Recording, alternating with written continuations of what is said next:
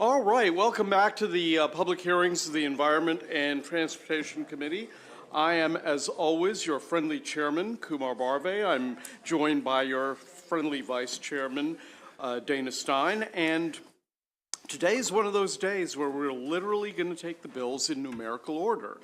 And so we're going to first do House Bill 55, then Delegate Foley, House Bill 90, Running Bamboo. I just enjoy doing that.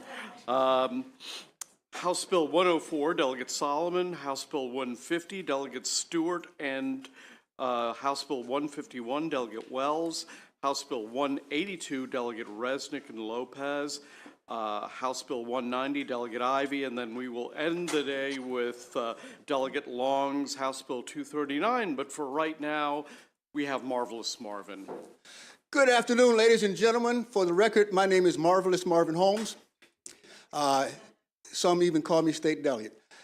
Before you is HB 55, and instead of me speaking to you, Mr. Chair, I am going to play a clip from Channel 9 News.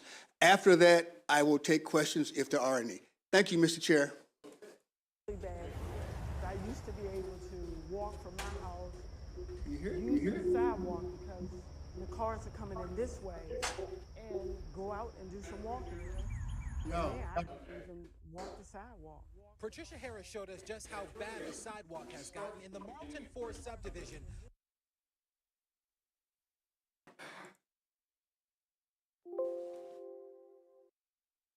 It's really bad. I used to be able to walk from my house, use this sidewalk because the cars are coming in this way, and go out and do some walking. But now I can't even walk the sidewalk. Patricia Harris showed us just how bad a sidewalk has gotten in the Marlton 4 subdivision of Upper Marlboro, where she's lived for the last 31 years. A section of it sits nearly at a 90-degree angle because the retaining wall that supports the sidewalk is failing. The fences down there, they went right in those holes. Another neighbor even shared with us photos of what the sidewalk used to look like in 2013. That's when the sidewalk was intact with minor issues.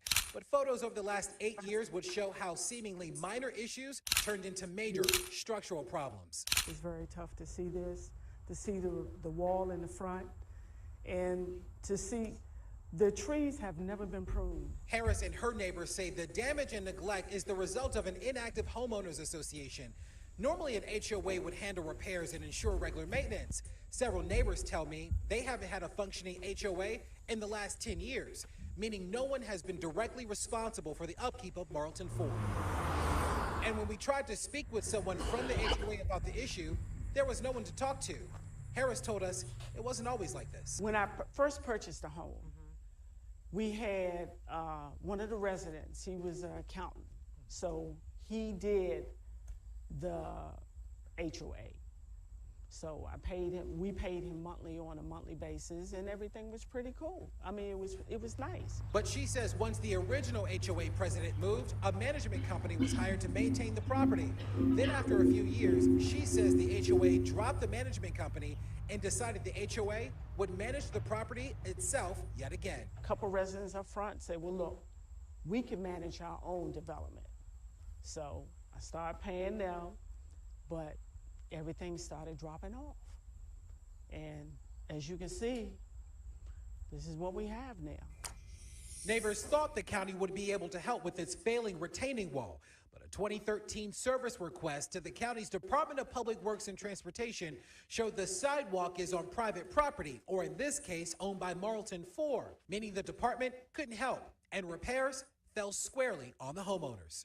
But they're in for sticker shock. Estimates suggest total repair costs could exceed $200,000, meaning each homeowner could get a special assessment of more than $8,000 each. I'm retired, so it's not something I can stomach. Homeowners reached out to State Delegate Marvin Holmes for help. The very first step, now attempting to assist the HOA with, is to revitalize the HOA. The second step is that there will be a special meeting of this HOA so that the members of this community can have an election. And once the board is established and functional, The goal is to begin repairs right away. Something has to be done. If it gets to the point where it falls on all of us, I guess when that time comes, we have to deal with it. Maryland doesn't have a state agency dedicated to ensuring HOAs throughout the state are compliant with state law. If there are issues with an HOA, complaints are submitted to the Office of the Maryland Attorney General. Since last year, Prince George's County now requires condo associations and homeowner associations to conduct reviews every 5 years to ensure they're collecting enough money or have enough in reserves to meet maintenance costs. Delegate Holmes is trying to get a bill passed statewide that would require similar reviews and direct a state agency to ensure compliance. So far, his bills have stalled in the state Senate. Larry Miller, WUSA News. Well, Delegate Holmes, and which state Senate committee might that have been? JPR. Shocker. Okay. How many, honestly though, refresh my memory, did we pass this 1 year or 2 years? What's the history of it? This clip was done 2 years ago by Channel 9. The reason that I wanted to bring that to your attention here, ladies and gentlemen, is because you saw the cost of repair to this HOA was over $200,000, which would be borne on 24 units. The reason why HB 55 is before you is because, an example, in my HOA, the streets in front of my HOA are publicly maintained. If there's a pothole or if there's something wrong with the street in my HOA, I call DPW&T, they come fix the pothole. In that community and other communities throughout the state, if there's a problem with the street, the HOA in their assessments have to repair that street. In my opinion, those communities are being double taxed. They're paying the same tax that I am to have my street repaired, except that now they have to call their HOA to have those streets repaired. This bill... How many times we passed the bill? We have not passed this one. I mean, out of the House. This one we have not. Oh. No. Oh, so... This one we have not. I remember seeing that video before. Yes, and that video that you saw there was an emphasis on the reserve studies last year. Okay, all Yeah, right. so I've used the same Channel 9 clip for two different purposes. So really, this is another example of a member of this committee recycling. Recycling, right, exactly correct. You'll also notice, Mr. Chair, that in that clip, I was about 10 to 15 pounds heavier, and that's not because the beard weighed 10 or 15 pounds. Right, okay. All right, any further questions for the sponsor of the bill before I go on to, we have 3 witnesses. Is Dominic Butchko here? Why don't you come up first, even though you're favorable to the amendment, we're going to take the in-person people first, and then we will go to Alex and Linda in that order. Mr. Chair, members of the committee, Dominic Butchko here with the Maryland Association of Counties. Counties support this legislation with amendments. The HB 55 would provide taxpayers with an insurance policy against irresponsible condominium and homeowners associations. The bill, though, can be prepared by giving, or not be prepared, the bill can be improved by giving counties access to state funds to help quicken any repairs that might be necessary. Counties urge a favorable report with amendments. Okay, let's go to Alex Heikeman. Is Alex here with? There's Yes. Alex. I think I mispronounced your last name. Forgive me. It's Hakimian. Hakimian. Yeah. Thank you. My name is Alex Hakimian. I'm a longtime resident of Columbia, and I wholeheartedly support House Bill 55. To save time, I'm going to paraphrase the written testimony that I submitted, which has more details. But I want to make sure I say that this bill finally corrects some long-standing problems faced by homeowners associations and condominium associations in our state. This bill removes the serious inequity of some associations being forced to pay the entire huge cost of repairing their common elements, such as roads, stormwater facilities, sidewalks, and the like, while other associations are paying little or nothing for those same repairs. This situation has caused an arbitrary and unfair divide of haves and have-nots in our state. And this bill also helps associations overcome severe funding shortfalls caused by their governing documents, which for decades have severely hampered them from saving enough money to adequately and timely maintain their infrastructure.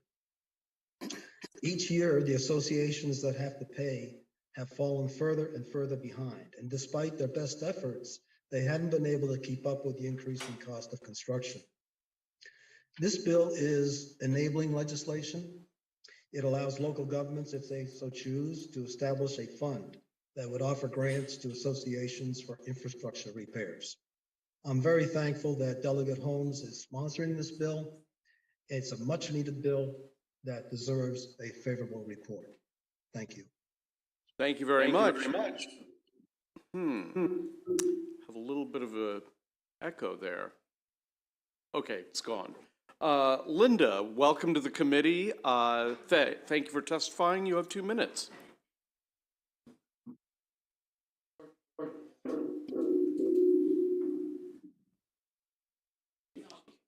Linda, you're muted. Good afternoon. My name is Linda Dorsey Walker, president of Lionswood Homeowners Association in Owings Mill, Maryland. When members of common ownership communities are required to pay directly out of pocket for public infrastructure improvements that benefit all members of the public, it amounts to double taxation. In some Maryland counties, when an HOA ceases to exist, their members are no longer held responsible for current and future maintenance of a stormwater management pond, sewage, or roadway. In other counties, like Baltimore County, aging residents are forced to remain financially responsible for infrastructure improvements forever, even when their HOA no longer exists. This burden is simply not fair and arbitrary. It can result in paying twice as much in taxes than neighbors in immediately surrounding developments. This financial burden led Senator Dolores Kelly last year to call this double taxation when she introduced a similar bill. I, however, call it double jeopardy, since in my community, any neighbor who refused to contribute to a $39,000 bill my HOA was assessed 2 years ago to bring a stormwater management system into environmental compliance was fined. In our case, the workmanship was warranted for 15 years. However, just 2 years later, changing environmental standards required that we put in new lining, thereby making the 13 warranty defunct. Keep going. You have about another 20 seconds. 60 to 75, and it's an unsightly burden on us. So I urge your support of House Bill 55. Thank you very much. We have a number of questions. First question goes to the Vice Chair of the committee. Thank you, Mr. Chairman. And Delegate, thanks for bringing this bill. I can certainly understand sort of the need, the rationale for it. My question is, how would, assuming a county adopted the authority that's being authorized under the bill, how would the fund be capitalized? Would the county agency only allocate a percentage of the property tax proceeds from the relevant association after they've identified a problem with the public infrastructure, or would it be funded up front? The way, and I apologize, I didn't bring my folders with me. I ran down here very quickly. I was stuck in a subcommittee meeting.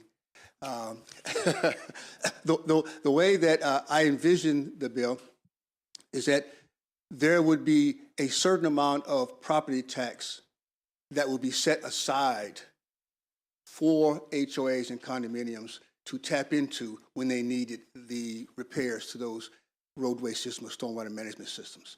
So the funding would be set aside, and then the common ownership community would then request some assistance from the jurisdiction. If I can step aside here for a moment, this bill is authorizing and not mandating.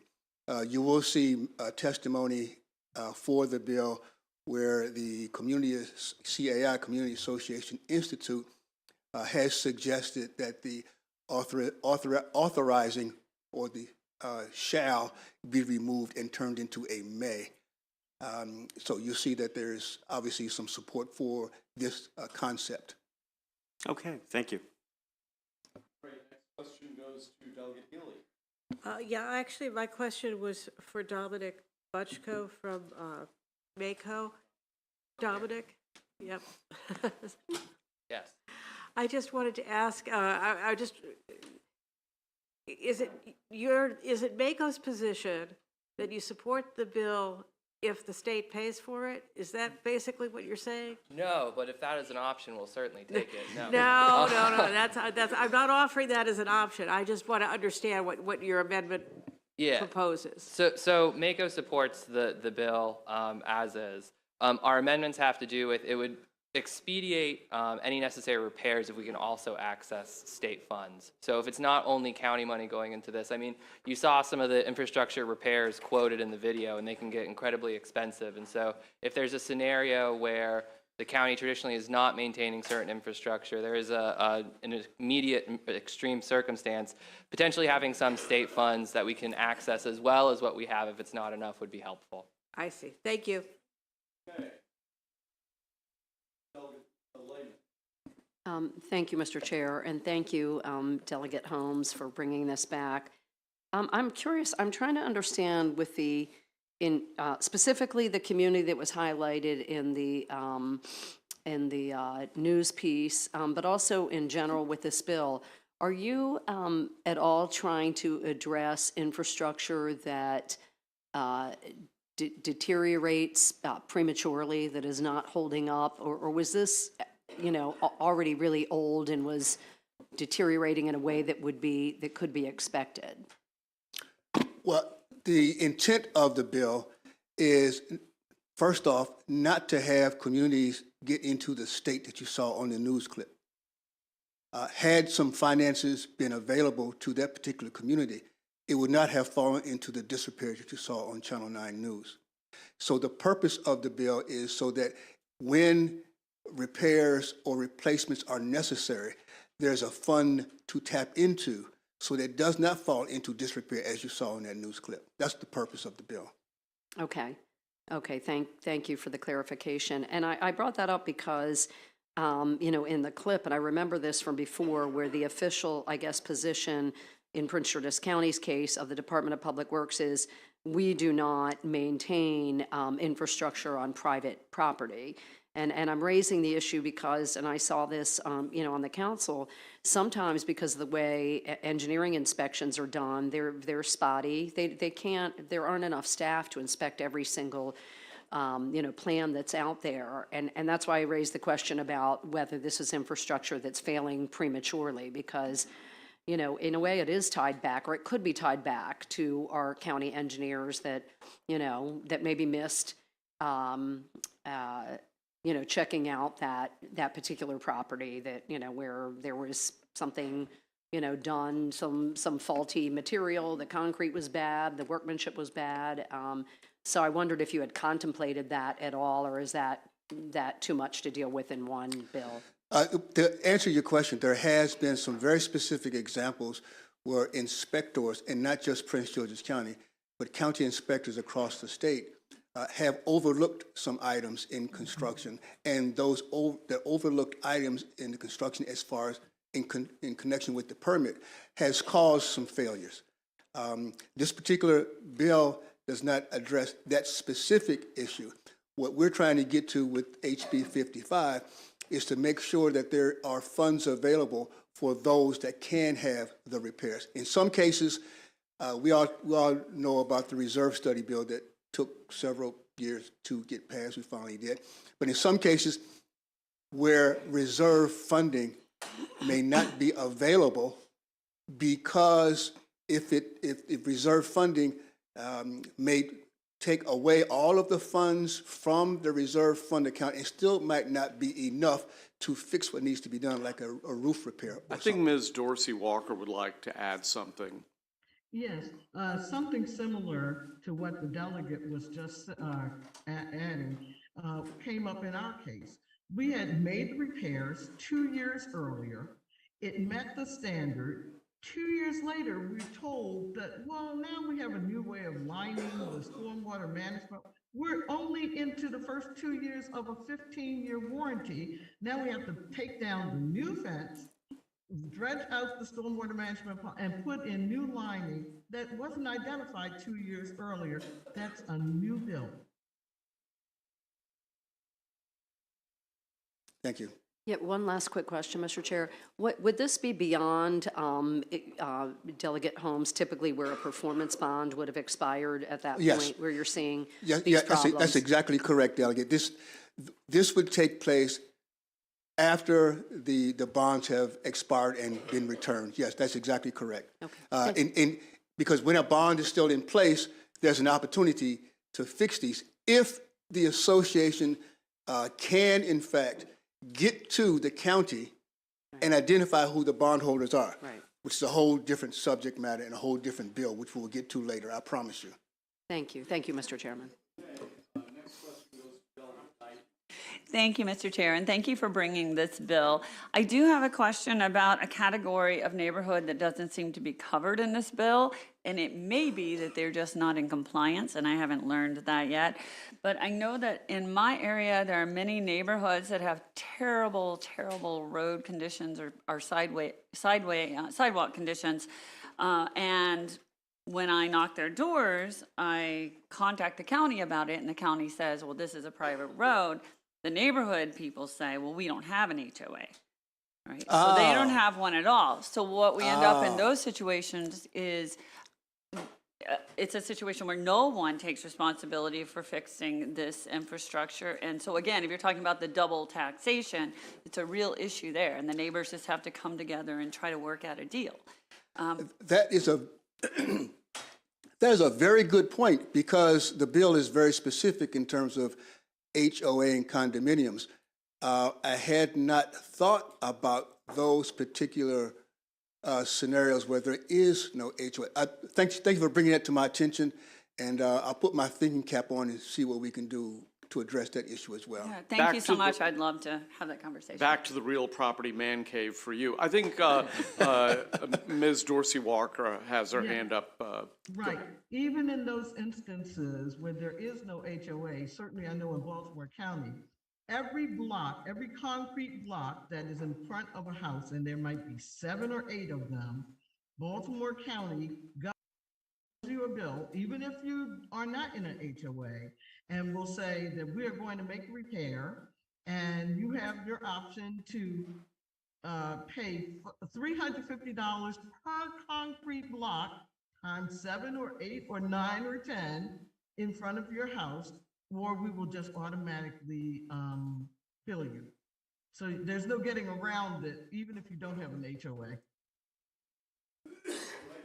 Thank you. Unless there are any other questions at this public hearing, 55, let's now rush off.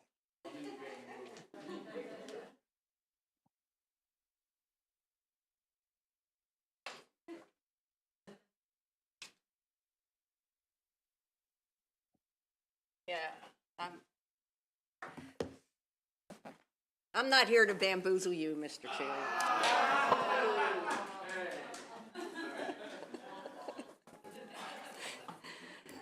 We have a lot of running jokes. Okay.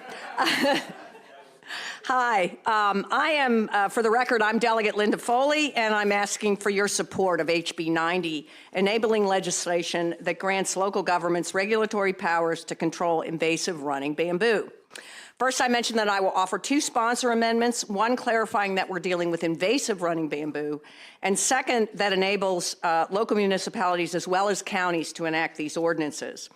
This bill, as amended, would enable any locality in the state of Maryland to adopt an ordinance requiring proper containment and barriers when planting running bamboo in order to prohibit its spread from a landowner's property. The ordinance could include civil penalties up to $50 for a first violation and $200 for subsequent violations within 12 months, up to a maximum of a total of $3,000. To be clear, this bill authorizes ordinances to require the containment of invasive running bamboo planted after the effective date of the bill. It does not permit the remediation of already planted bamboo. Now I'm going to give you a little bamboo lesson. The University of Maryland Extension identifies two variants of bamboo, clumping and running.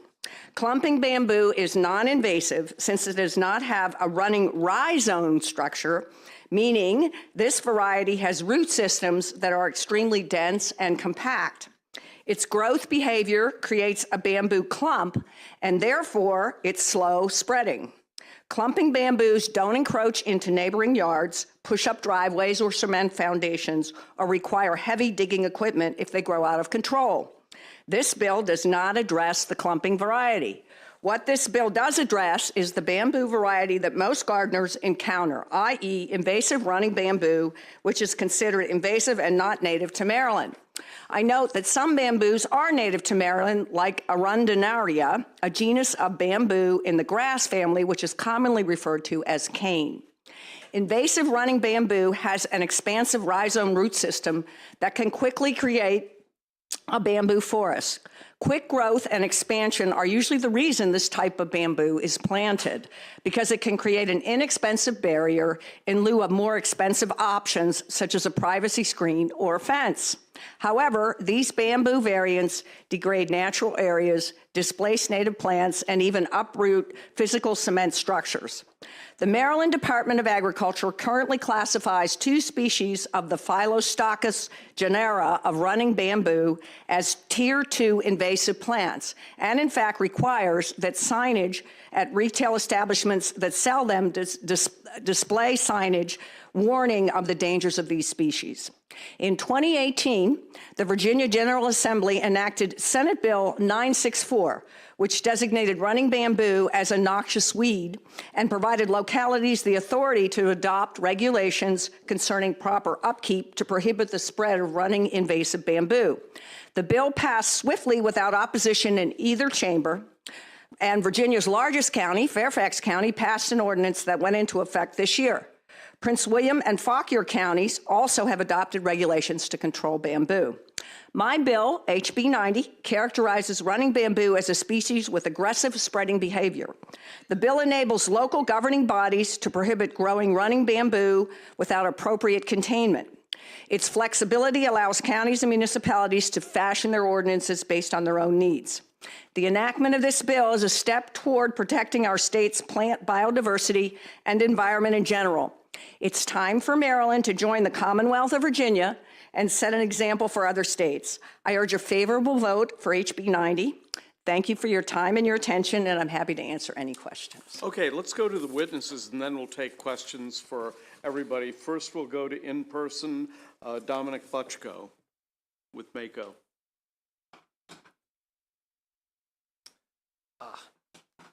Mr. Chair, members of the committee, Dominic Butchko, Maryland Association of Counties. This is a good bill, and it gives counties more tools to control an invasive species. In many instances, running bamboo becomes the responsibility of either the abutting property owners or the counties to control, and this very clearly puts that onus on the actual property where the bamboo is coming from.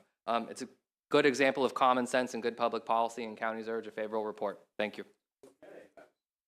Let's go to Michael Whalen with the awesome city of Gaithersburg. Michael. Chair, Vice Chair, and members of the committee, my name is Dr. Mike Wine, and I'm the Watershed Restoration Specialist at the City of Gaithersburg. I'm responsible for keeping water clean and streams healthy. I oversee the city's stormwater outreach and education programs, where we're striving to empower all members of our community to connect with nature. We do this by supporting programs such as We Warriors, where volunteers are taught to identify and manage invasive species. We also have a Rainscapes Awards program, which offers resources and rebates for native plantings. And we have a neighborhood grants program that fund community-led projects like Nature Play Spaces. Non-native invasive plants like bamboo not only pose a threat to the ecological health of our parks and riparian forest buffers, but it also can be an infringement on people's access and enjoyment of green spaces.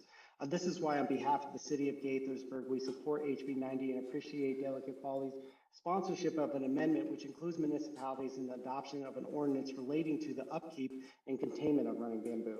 There are several species of invasive bamboo in Maryland, and that's seen through the takeover of natural areas and then crossing over into neighborhood yards.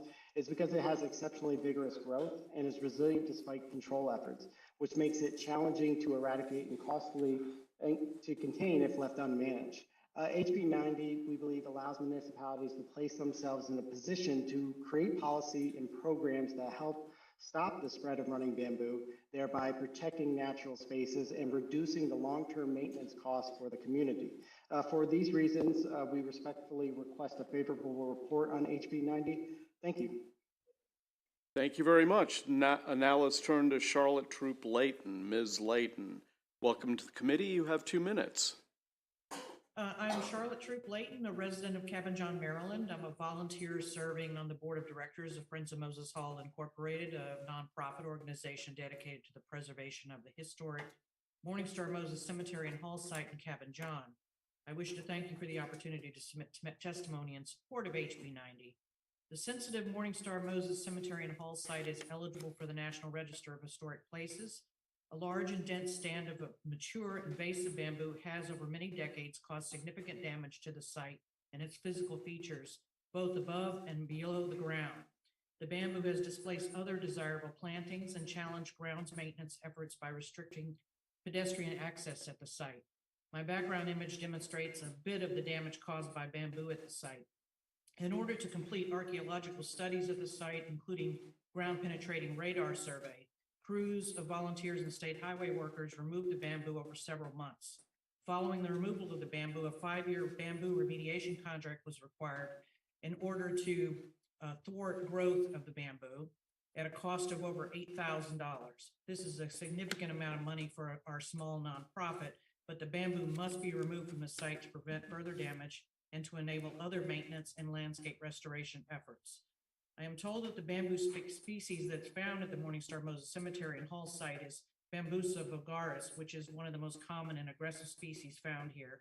This species is not native to Maryland. I have seen the damage it can do to historic resources and landscapes. I support HB 90 and I appreciate your time. Thank you.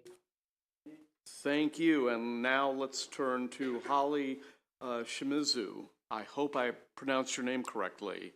Yes, thank you. And thank you for the opportunity to present on invasive bamboo, running bamboo.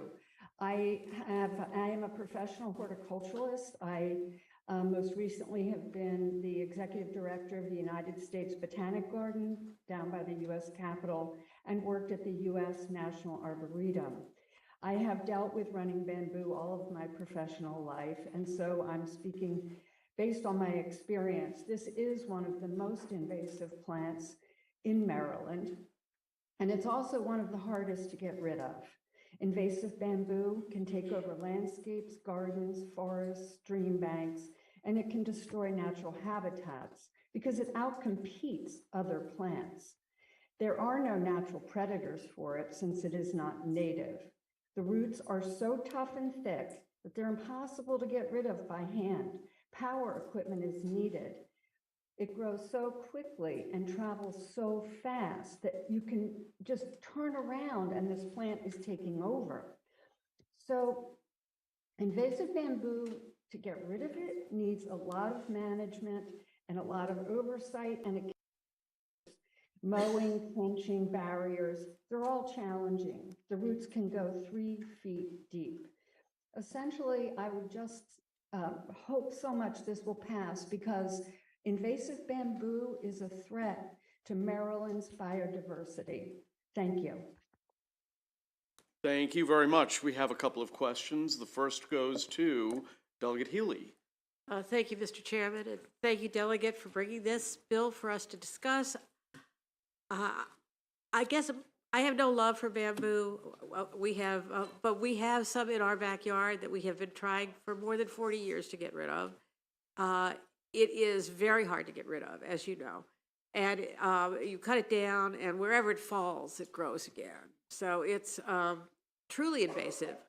My concern is about the property owners like myself who this was part of the property when they bought their home, and they don't have the wherewithal to control it.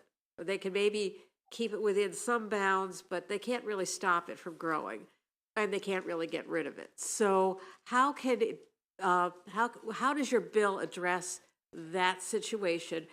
The question is really about how fair it is to somebody who, it just came with the property that they bought, and they didn't actually go out and buy it and plant it. Thank you, Delegate Healy, for that question. This bill does nothing to require you or any other homeowner who already has bamboo, whether they planted it or whether they inherited it, to do anything. I mean, you might want to mitigate it yourself, but it doesn't require you to, would not require you to do any remediation of bamboo that's already planted. This would only affect bamboo that's planted from the date of the bill going forward. Okay. Okay.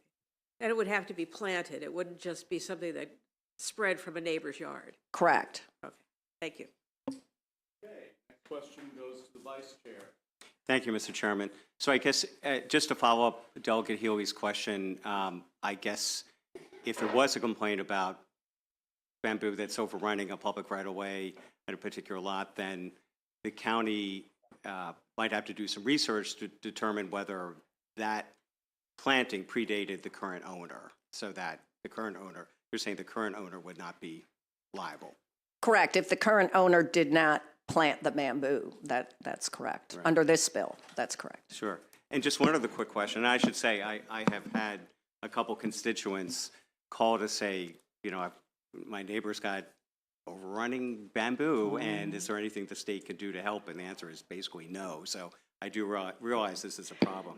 But then my question is, my second question is the reference to a second or subsequent offense occurring within 12-month period that does not arise from the same operative set of facts as the previous violation. So would that mean another planting of bamboo on the property? Yes, I believe so. Another planting of bamboo on the property, yes. Okay, thank you.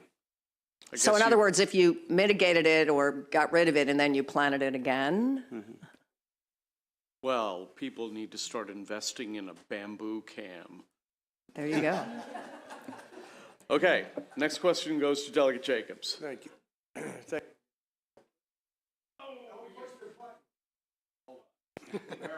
Thank you. Thank you, Mr. Chairman.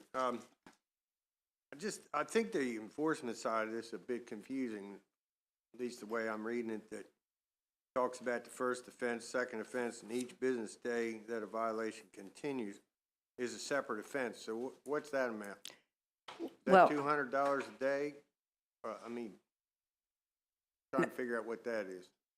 I think what that means is if $50 isn't that much of a fine, right? So if you don't mitigate or contain the bamboo or work to contain the bamboo, and you continue not to do that, that's a continuing violation, and you can't get more than $200 in a 3-month period. I mean, a 12-month period.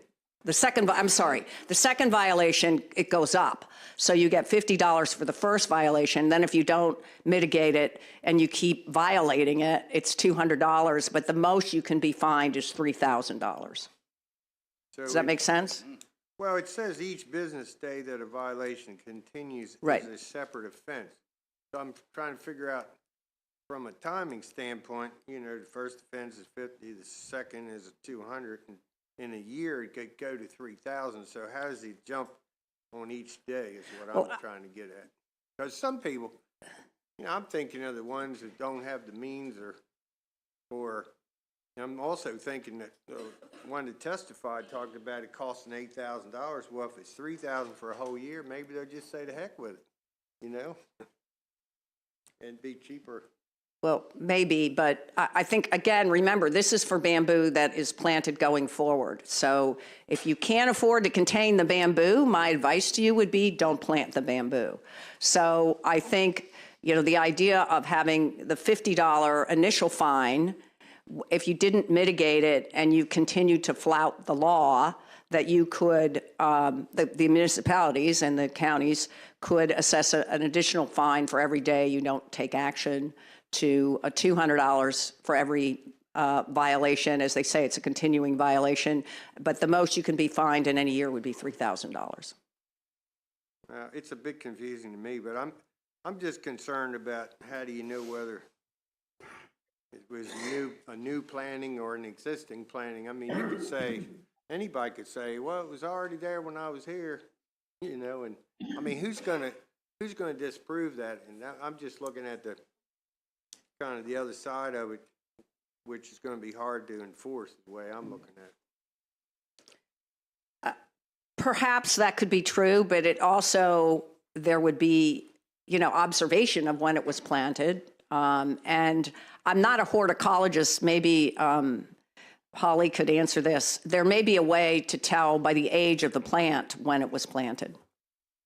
Yes, you would know if your neighbor planted bamboo, you would know, because generally they're going to be tall plants, and you're going to know as long as you don't have a very high fence. And because it spreads pretty rapidly, you can get a good idea of when it was planted and how long it has been there. So you would know if it was in a year, 2 years, 3 years, or if it had been there 10 years.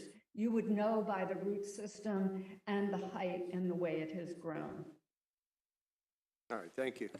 Holly, since we got you here, before I recognize the next person to ask questions, so I had not been aware that there were, you know, radically different types of bamboo. I thought they all spread. Do they, if I'm a homeowner, can I tell by looking at a bamboo plant whether it's the clumping type or the running type? No, not immediately. The only way you can tell if it's a running or clumping is by the way that it grows. And so a clumper stays in its space and it always grows slowly. And a runner, you know, will come up 10 feet away once it's established. And so the best thing to do is to, you know, really know the type that you have, if you can do that, and, you know, just stay away from it. You know? Well, since you're an expert, if I hired you, would you be able to tell the difference? Yes, I would. And I actually have a clumping bamboo in my Maryland garden, and it has not been a problem. In my town, we've had 3 huge neighbor wars over running bamboo. Mm-hmm. So I have written a long time ago, wrote an article about them, and I can identify not all of them, but many of them. Okay, thanks. Next question goes to Delegate Lehman. Thank you, Mr. Chair. Thank you, Delegate Foley, for this bill. I'm just curious, does the state of Maryland have any other comparable invasive species bills like this that involve like the willful, I guess, if you will, planting of an invasive species? Delegate Lehman, I don't know the answer to that. Okay, I'd be curious to know if you could We could find that out and Okay. get back to you on that. I also am a little concerned about the fines. I get that you want a meaningful deterrent. I'm curious, the up to $3,000, where did that come from? From any other law in Maryland? Is that the Virginia fine structure? Yeah, this bill basically was lifted from the Virginia bill, so that's the Virginia fine structure, yes. Okay, thank you. And Mr. Chairman, if I could just add to your question, when you go to purchase bamboo at retail outlets, which is how most people get it, right? There are signs. The Department of Agriculture in Maryland does require signage notifying you that that you are potentially purchasing the invasive running bamboo species. Thank you, Mr. Chair, Delegate Foley. Thank you for bringing this bill forward. I do want to echo the sentiments of Delegate Lehman as well, too. I just have concerns about the fines. Just wondering if you'd be amenable to perhaps issuing a warning, perhaps at the first juncture. Just, you know, wanted to get your thought process on that. But again, I think it's a great bill, and I appreciate you bringing it forward. Thank you, Delegate Long. I would consider it. I think what we're trying to do, and if you listen to the testimony, particularly from Ms. Shimizu, you heard that it spreads very rapidly. So I would be a little concerned that a warning would not be enough of a deterrent to get people to take action. Remember, we're not telling you that you can't plant it. We're telling you that you have to contain it. And so, I would be interested, we could talk about it, but I am a little concerned about just a warning as an Understood. initial. Yeah. Thank you. And thank you, Mr. Chair. Next question goes to Delegate Boyce. Thank you, Mr. Chair. And Delegate Foley, you answered my, I guess, initial question about stores. So just so that I understand, I can go to a store, a plant store or a hardware store, and buy the invasive species of bamboo. And it will tell me that it's invasive if you don't plant it in X amount, in an X way. That's where I'm going, Mr. Chair. I've never bought invasive, I'm sorry. Did you want me to I answer? heard him. No, go ahead. Okay.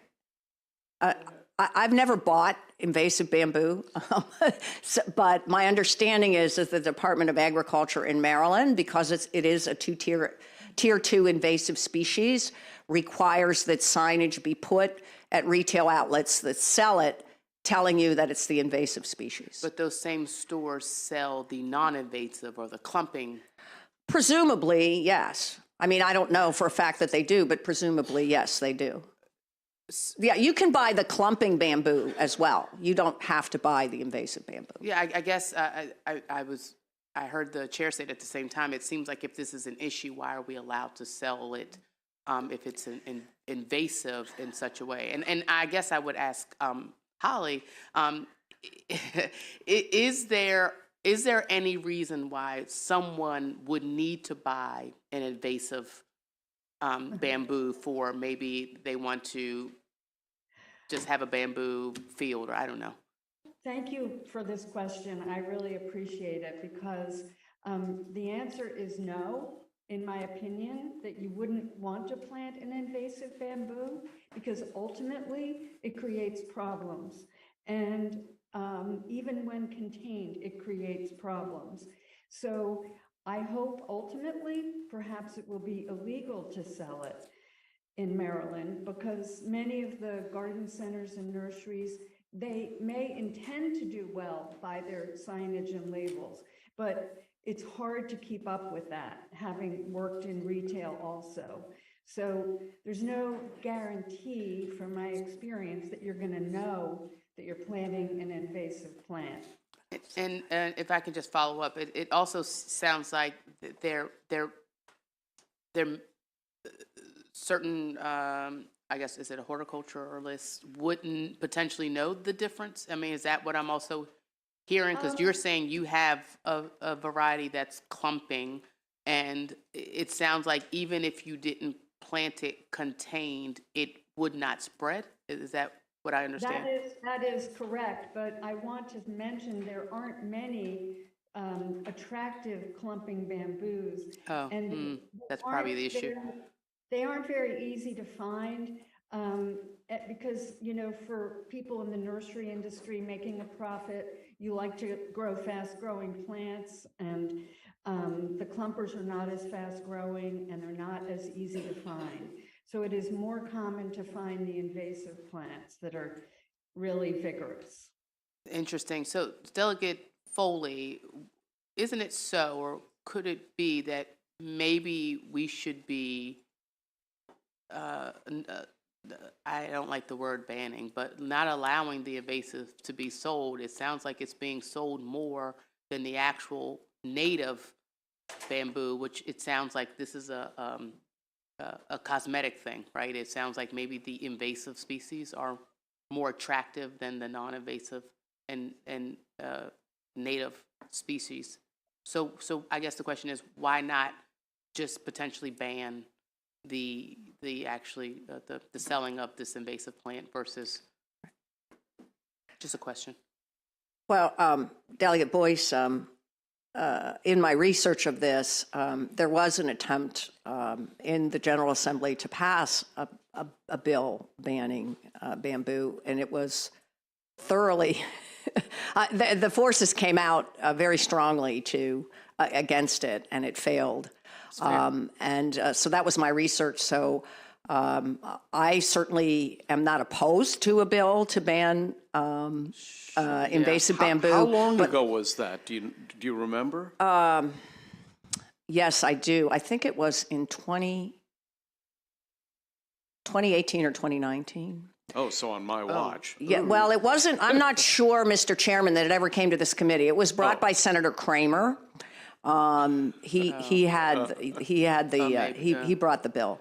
Okay. Okay. Enough said. Okay. Okay. I'll ask you a question offline. Thank you.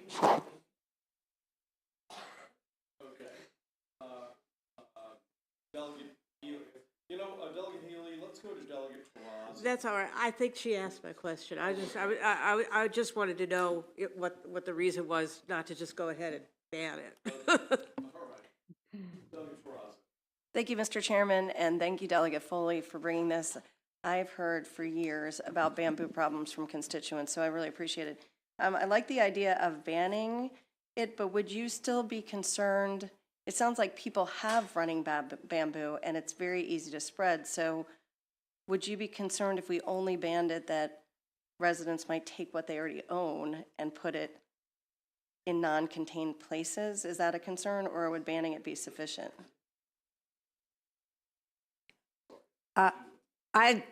Delegate Terraz, I don't really know the answer to that, except to say, I mean, this bill does not address. This bill is it's a very simple bill. It does not address any bamboo that's already been planted, period, either for containment or anything else. So in terms of banning bamboo or the planting of invasive bamboo, I think that, under the rubrics of this bill, it would have to be prospective rather than retrospective. Okay. So I really think that if we tried to go back and mitigate bamboo that's already been planted, unfortunately, we would have a very difficult time with that. Okay, thank you. All right, there appear to be no further questions. Thank you, one and all. That ends the public hearing on House Bill, what was that? 90. 90, and let's go to House Bill 104, Delegate Solomon.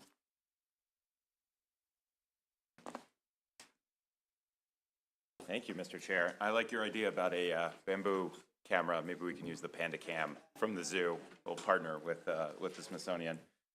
So thank you, everybody. It's nice to be back in person. So HB 104 is a bill through your wisdom and foresight, and I have to thank Delegate Healy for her help in working through this last year. Passed this committee unanimously, passed the House unanimously, got bottled up in our lovely fellow chamber across the street. But what this bill does, and completely different from the conversation we were just having, is creates a little bit of a simpler process and a little bit of an easier process to notify residents of municipalities when there are changes to the municipal charter. So in District 18, where I represent, we have 9 municipalities, and literally some of them have, under a few hundred households. They're very small, literally like a quarter of a square mile, a couple of them. And the process as it exists today is that when you make a change to the charter amendment, you have to publish that change for 4 weeks in a local newspaper of record. Now, for most of the corners of the state, that's pretty easy to do. Unfortunately, in Montgomery County, our only official newspaper of record is the Washington Post, and publishing a charter notification is often incredibly expensive. So we had one municipality reach out, and it was upwards of $2,000 or more every time it had to be published. And it was so tiny and so hard to find that the likelihood of anybody in that municipality seeing it was probably slim to none.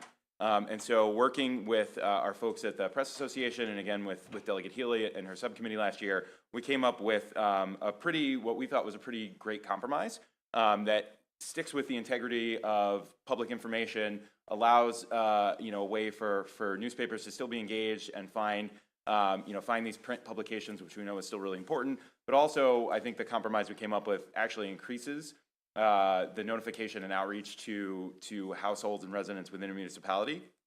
And so what we came up with was essentially the compromise that if you are in a place where you have a local newspaper that's a little bit more reasonably priced. And again, it's tough for us in Montgomery County because the Post is not always really a local paper. It's more of a national paper that just happens to be the only paper of record or print paper that we have in Montgomery County, unfortunately. But if you're in another part of the state where you've got other options, great. You can continue to do the publish it 4 times and have no problem. But if you are in a place like our municipalities where you don't have those options, the compromise we came up with is that you can publish it once instead of those 4 opportunities, and then deliver a copy either by hand or by mail to every resident in your municipality. And that could include by putting it in a newsletter. Again, it has to be printed. It can't be a newsletter that is only posted online, but it has to be printed. And then again, either hand delivered or mailed. So in a municipality like Section 3 of Chevy Chase, which had originally brought this to our attention, they only have 250 households. A local resident could hand deliver those in probably 2 or 3 hours on a postcard, or could literally hand deliver the entire charter amendment. And the likelihood of the resident seeing it with a hand delivery or mail is probably much greater even than putting it in the newspaper. So again, really appreciate the committee's work with us on this last year. This bill is in exactly the same posture as it was when it passed the committee and the House. So happy to take any questions, and we've just got Justin Fiore from MML here to share his view, and I think that's it. Yeah, let's call Justin up, and welcome to the committee, Justin. You got 2 minutes, and then we'll go to questions. Thank you. Good afternoon, Mr. Chair, committee members. For the record, my name is Justin Fiore, Government Relations Manager with the Maryland Municipal League, here today in support of House Bill 104. I want to thank the sponsor for reintroducing this bill. It's a great bill. It is in the same posture as it passed both this committee and the chamber last year unanimously.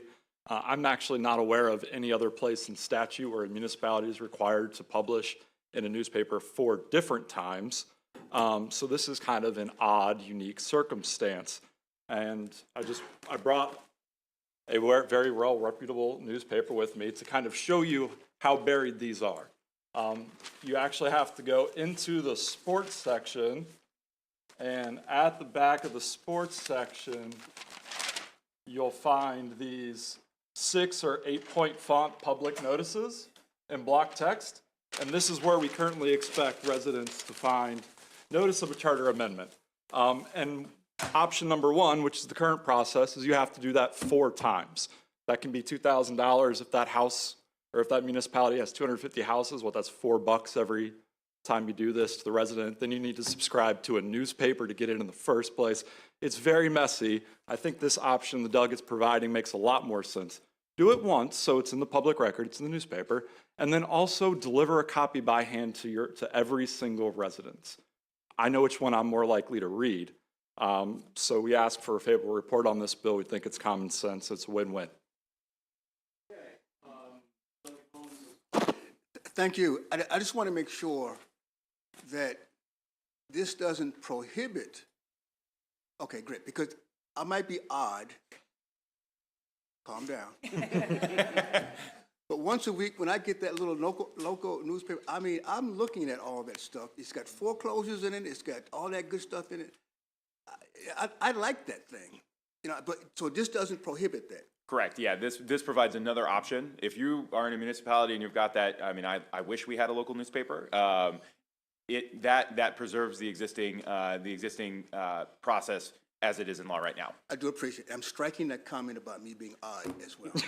No, I don't think you should do that. So I really should know the answer to this. So the Sentinel's completely gone now? Yeah. No. What about the Potomac Almanac? I think it's moved online. At least in our district, the only alternatives to the Post are all online publications, fortunately. And we were trying to avoid the online, I think that's a broader conversation that I know this committee has considered. So again, we felt like this was a reasonable compromise. Yeah, okay. Where did it die last year? In the now defunct EHE. Ah, okay. There appear to be no further questions. Thank you very much. You're free to go. Oh, what? Oh. Okay, sure. Here we go.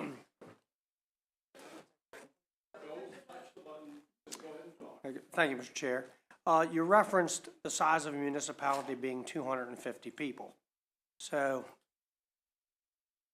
I used to live in a municipality at Clear Spring. We had 400.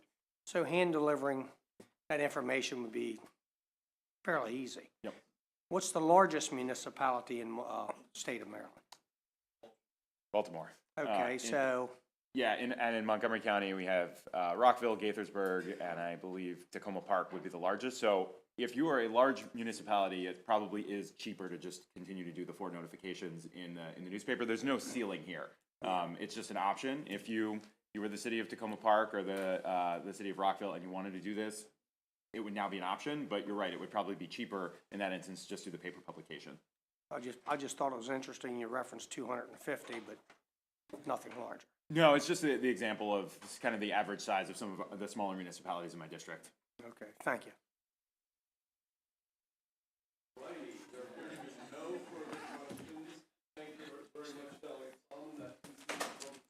Thank you.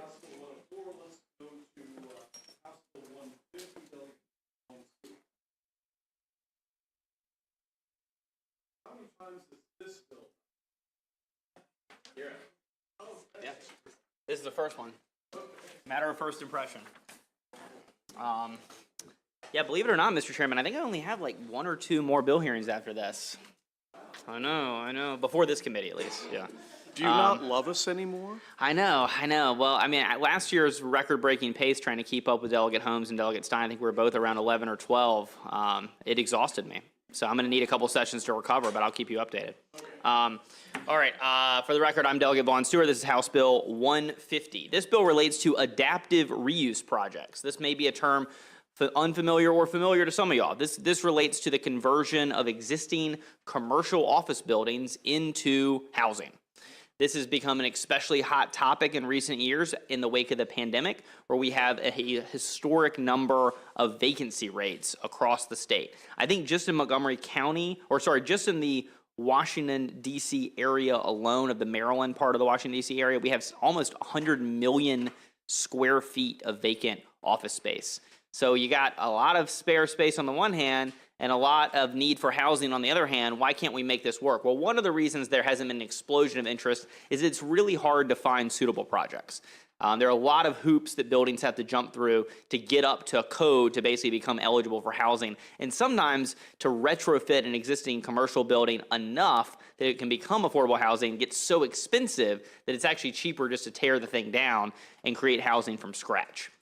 What this bill does is it addresses one small tiny piece of this, which is that we want to make clear in Maryland that when a developer wants to do an adaptive reuse of one of these projects, which by the way has a really important lens through the historic preservation angle of wanting to make sure that some projects that otherwise would be destroyed, we can keep them alive by doing an adaptive reuse. But we want to make clear that DHCD, when it issues loans for affordable housing projects in the state, we want to make clear that adaptive reuse is an eligible use of those funds. Now, if you take a look at your testimony, you'll see that, of course, we have a grand coalition of groups that are interested in this. We don't have any opposition, including from some of our friends who oppose several other bills. But the DHCD did issue a letter that I just want to briefly touch on, because the bill would basically not only make applicants eligible if they're doing adaptive reuse for a variety of DHCD funds, it would also require the department to notify applicants that it is an acceptable use of DHCD funds to use it for these types of projects. In other words, it doesn't have to just be new construction; it can be adaptive reuse as well.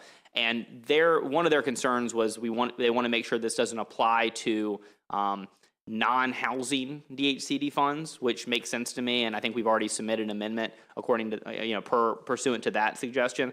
The other thing they mentioned was that they're worried that their argument is that we already do this. Most of these funds are already eligible for adaptive reuse projects. Why do we need to make an explicit? And I guess my response, though I'm happy to work with the department further, to get them on board, my response would be, I think we need a shot in the arm. We need to make sure that every nonprofit and for-profit developer in the state understands that For every DHCD fund that exists that provides grants and loans to new construction, that adaptive reuse is eligible as well. And I think a lot of folks, just from anecdotal conversations I've had, do not realize this. So that's why we're making it explicit in code, and that's why we're also had this notification requirement for applicants so that they know. If you look at Maryland, we've made strides, and DHCD has issued some recent reports that are really interesting reads about kind of the barriers and the obstacles to getting more of this housing up off the ground.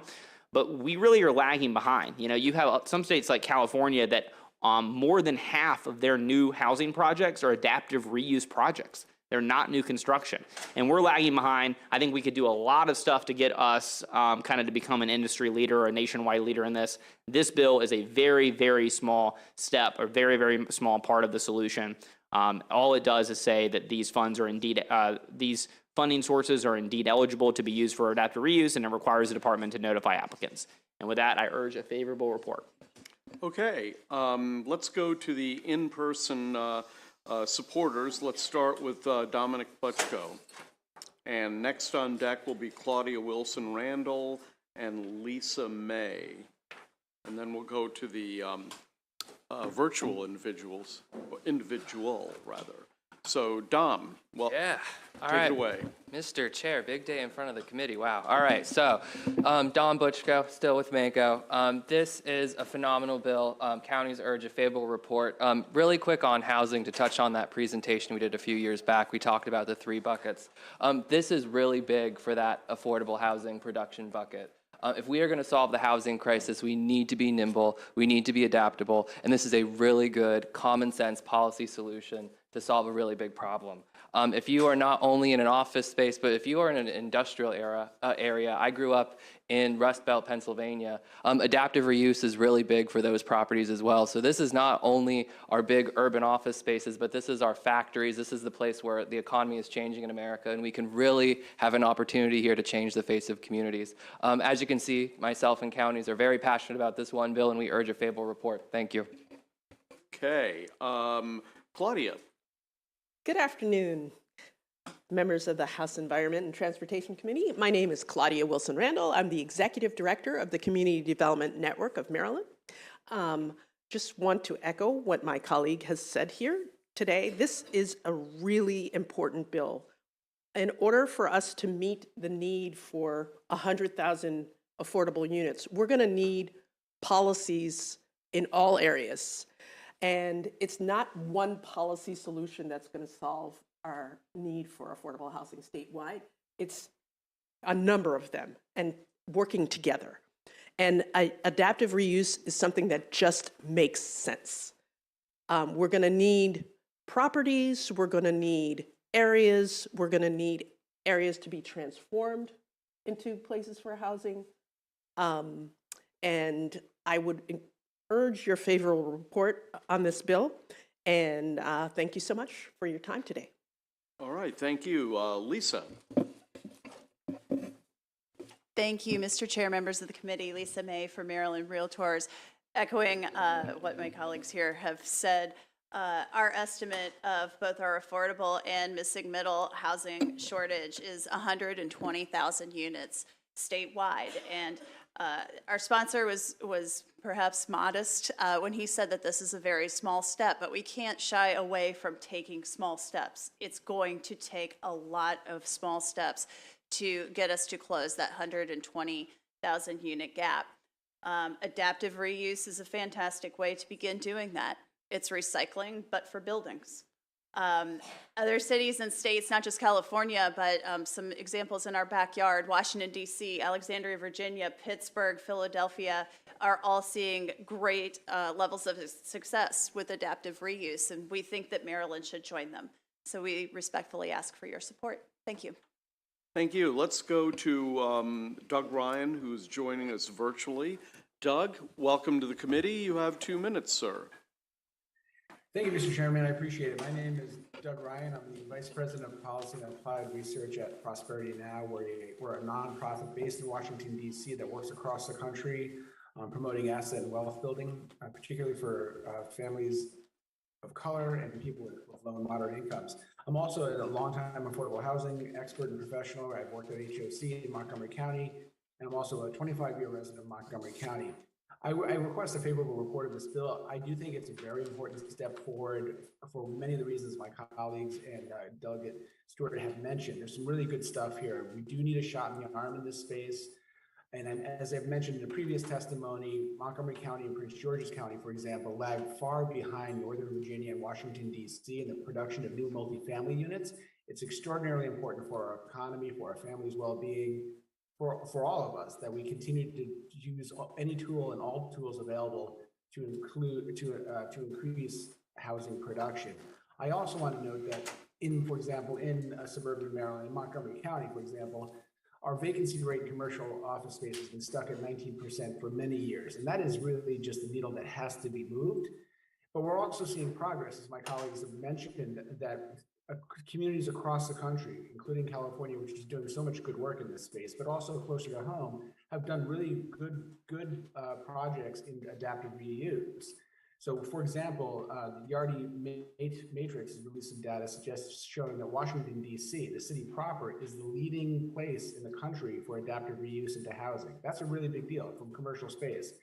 But also Hyattsville and Baltimore have done really good work. So what that means is that we have developers, we have lenders, we have nonprofits, we have partners across the state and in the region that know how to do this.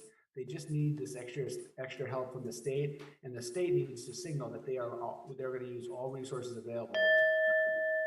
Again, I appreciate the opportunity. Thank you. First question goes to Delegate Frost. Thank you, Mr. Chairman, and thank you, Delegate Stewart, for bringing this bill. I think affordable housing is so important, and this is looking at these commercial properties, the adaptive reuse of these commercial properties is an important piece of this.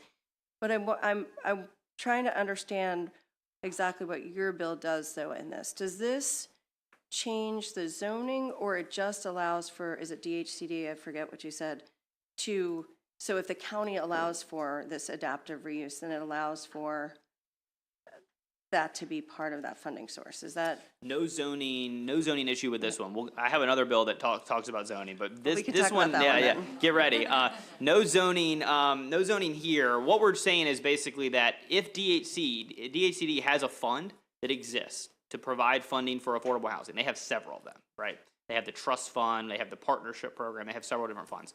If they have a fund, and we're going to add an amendment for the department that says it's got to be a housing related fund, but if they have a fund that incentivizes the production of new housing, then they should also make available those same funds to projects that are converting existing buildings into new housing.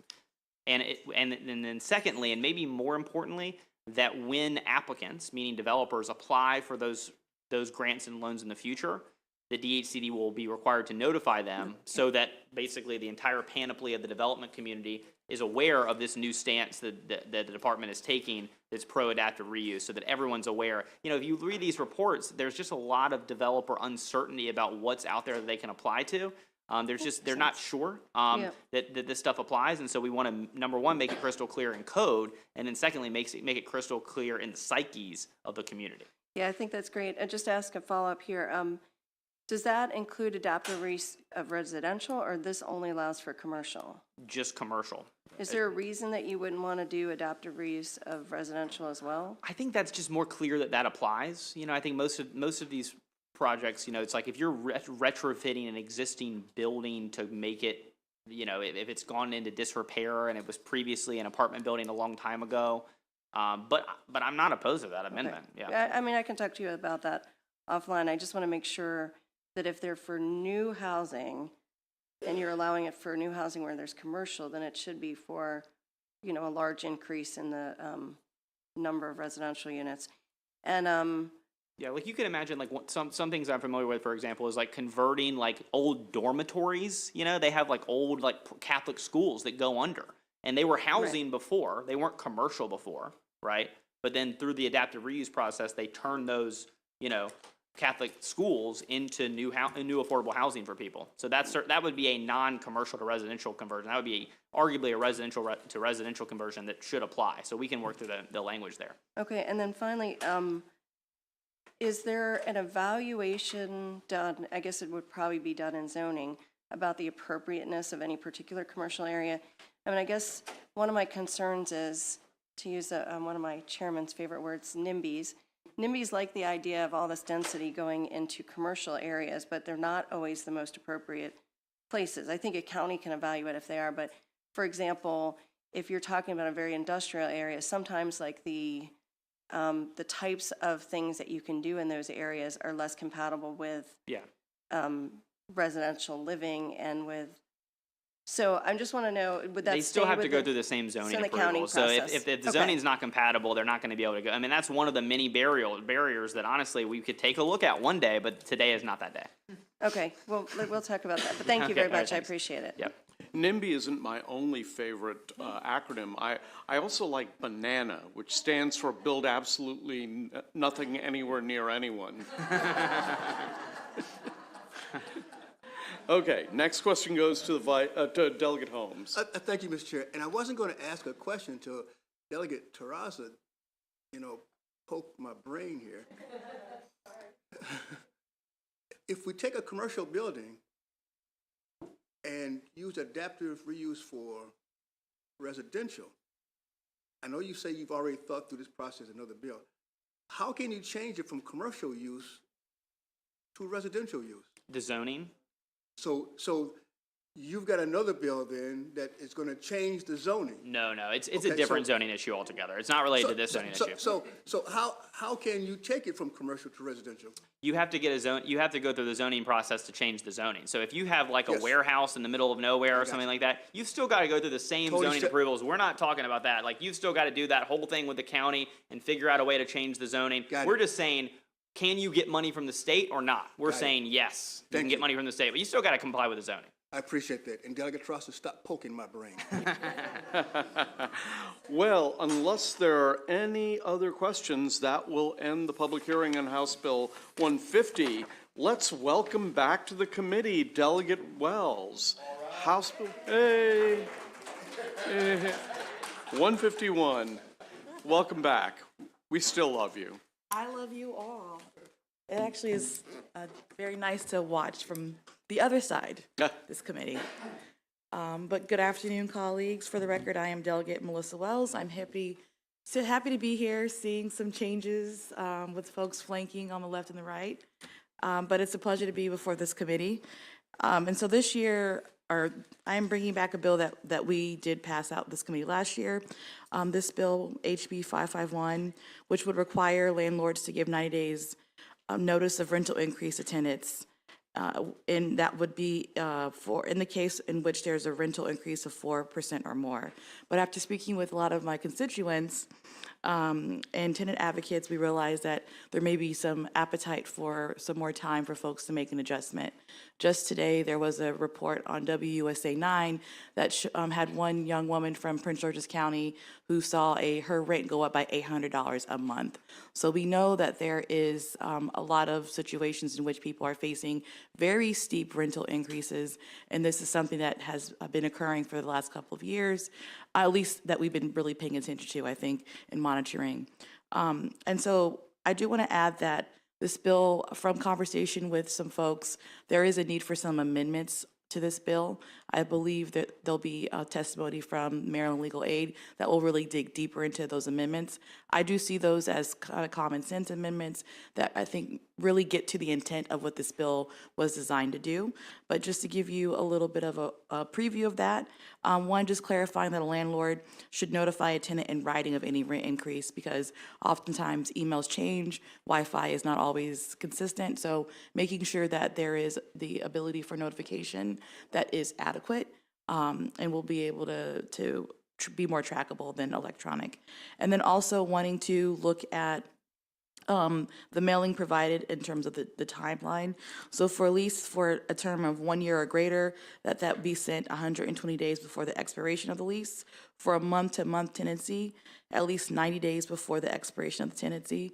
And just so folks know, month-to-month is where we're seeing some of the highest rates of increase, sometimes nearing 30% increase, or it might be that the highest increases, 30% of the highest increases are happening on the month-to-month rental. So the higher proportion of extreme rent increases we're seeing is happening around 30% with with those individuals. And then for a week-to-week tenancy, that there be 28 days notice before expiration. And then the last piece is that there will be an amendment specifically focusing on not preempting local laws that might actually go a little further and have, I think, more detailed scope than what the state might pass. And so these are amendments that will be discussed. I'm hoping that the committee will consider them, and I'm hoping for a favorable report from the committee on H. Bill 151. Thank you. Okay, let's go through all of the ones who are favorable, and we'll do questions with all the favorables. Then we'll go through the favorable with amendments, and then finally the unfavorable. So, Charmaine Miller, are you there? How about Claudia Wilson Randall? I know you're here. And Michael Donnelly and Martin Mitchell, if you could come up and be on deck. So Claudia, welcome back. Take it away.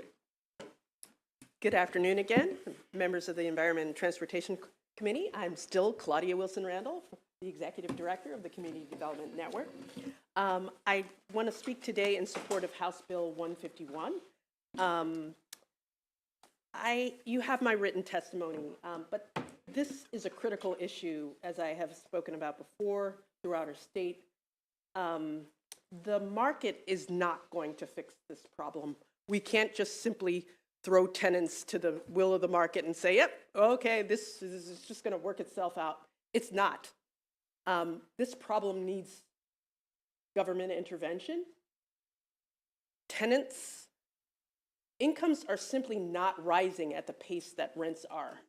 And so we have got to figure out how to protect people from those rising costs.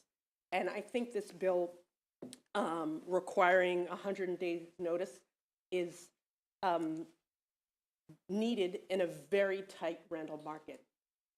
If your rent increases by 10 or 15 or 30%, as it has in many areas during the pandemic, there's not many places for you to go. And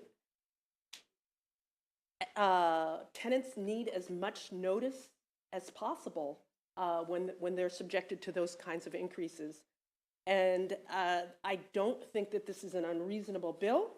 I'm certain that there will be opponents who are strongly opposed to this. I also want to say that these policies and this tight market has a disparate impact on people of color in our state.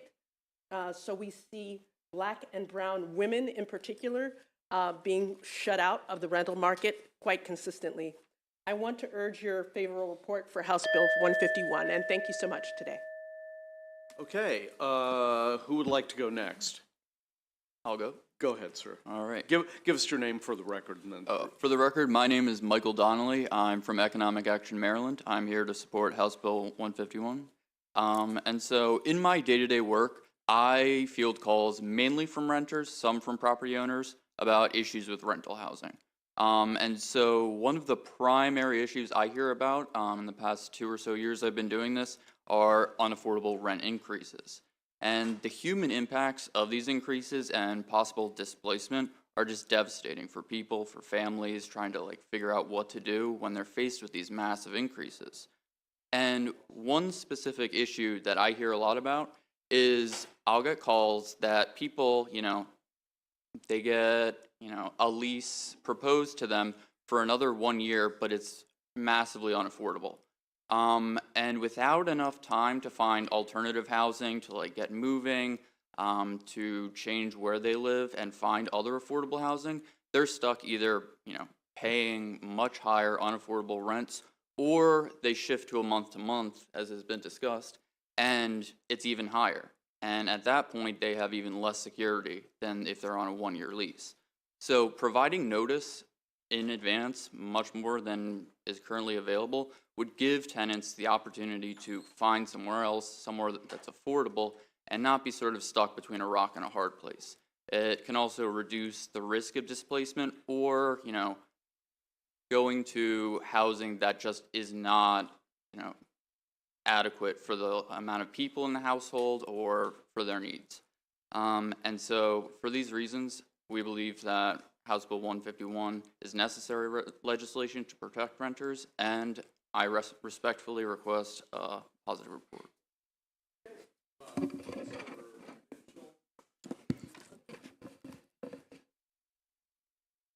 It off. Yes, thank you. Greetings, Chair and distinguished members of this committee.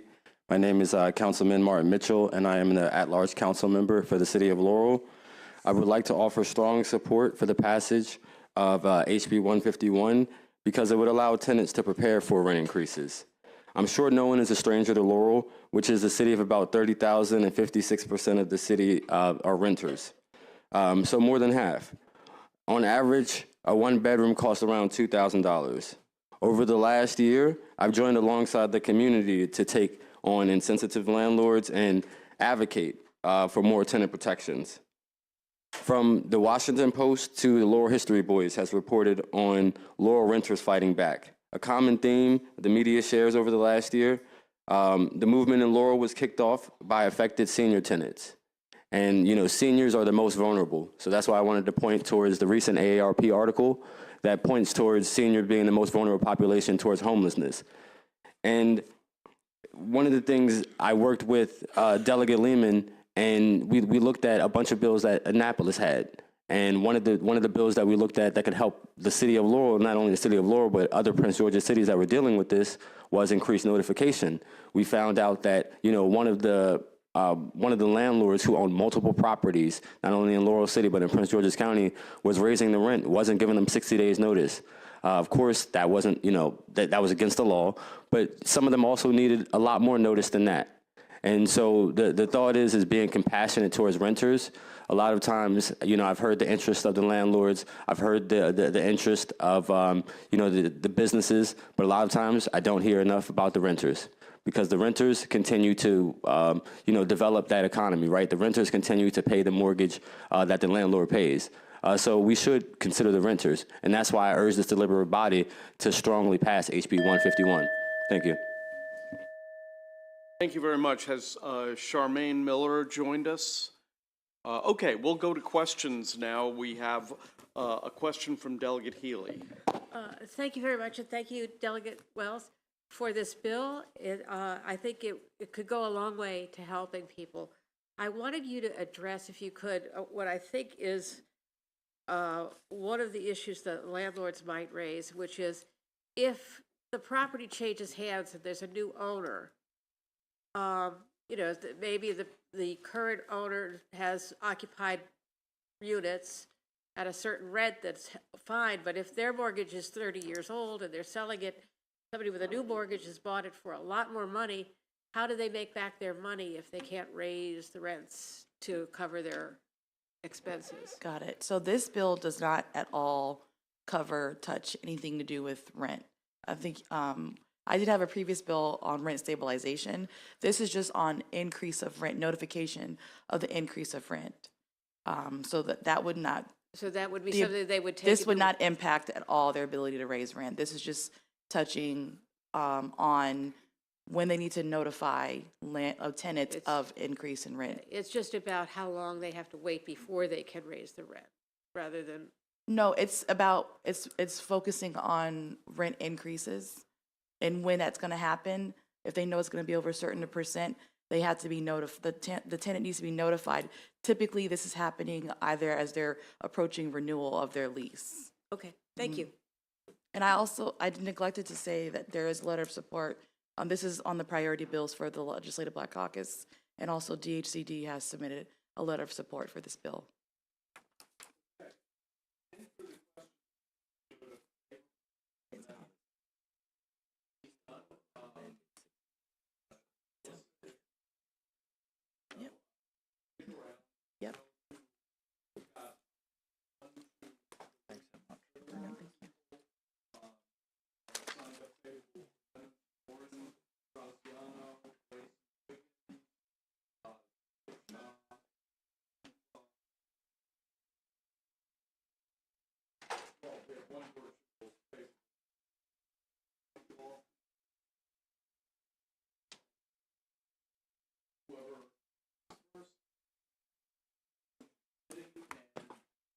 Whoever's first, welcome to the committee, and you have 2 minutes. So who'd like to go first?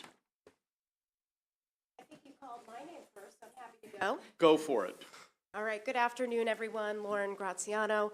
I'm with the Maryland Multi-Housing Association. Lovely to be here with you. This is my maiden voyage in this committee. So looking forward to seeing you more. Our amendment's very simple. So we have asked that we amend the bill to 60 days instead of 120 days and remove any reference to an increased cap. We'd be willing to provide notice to tenants in the case of any rent increase.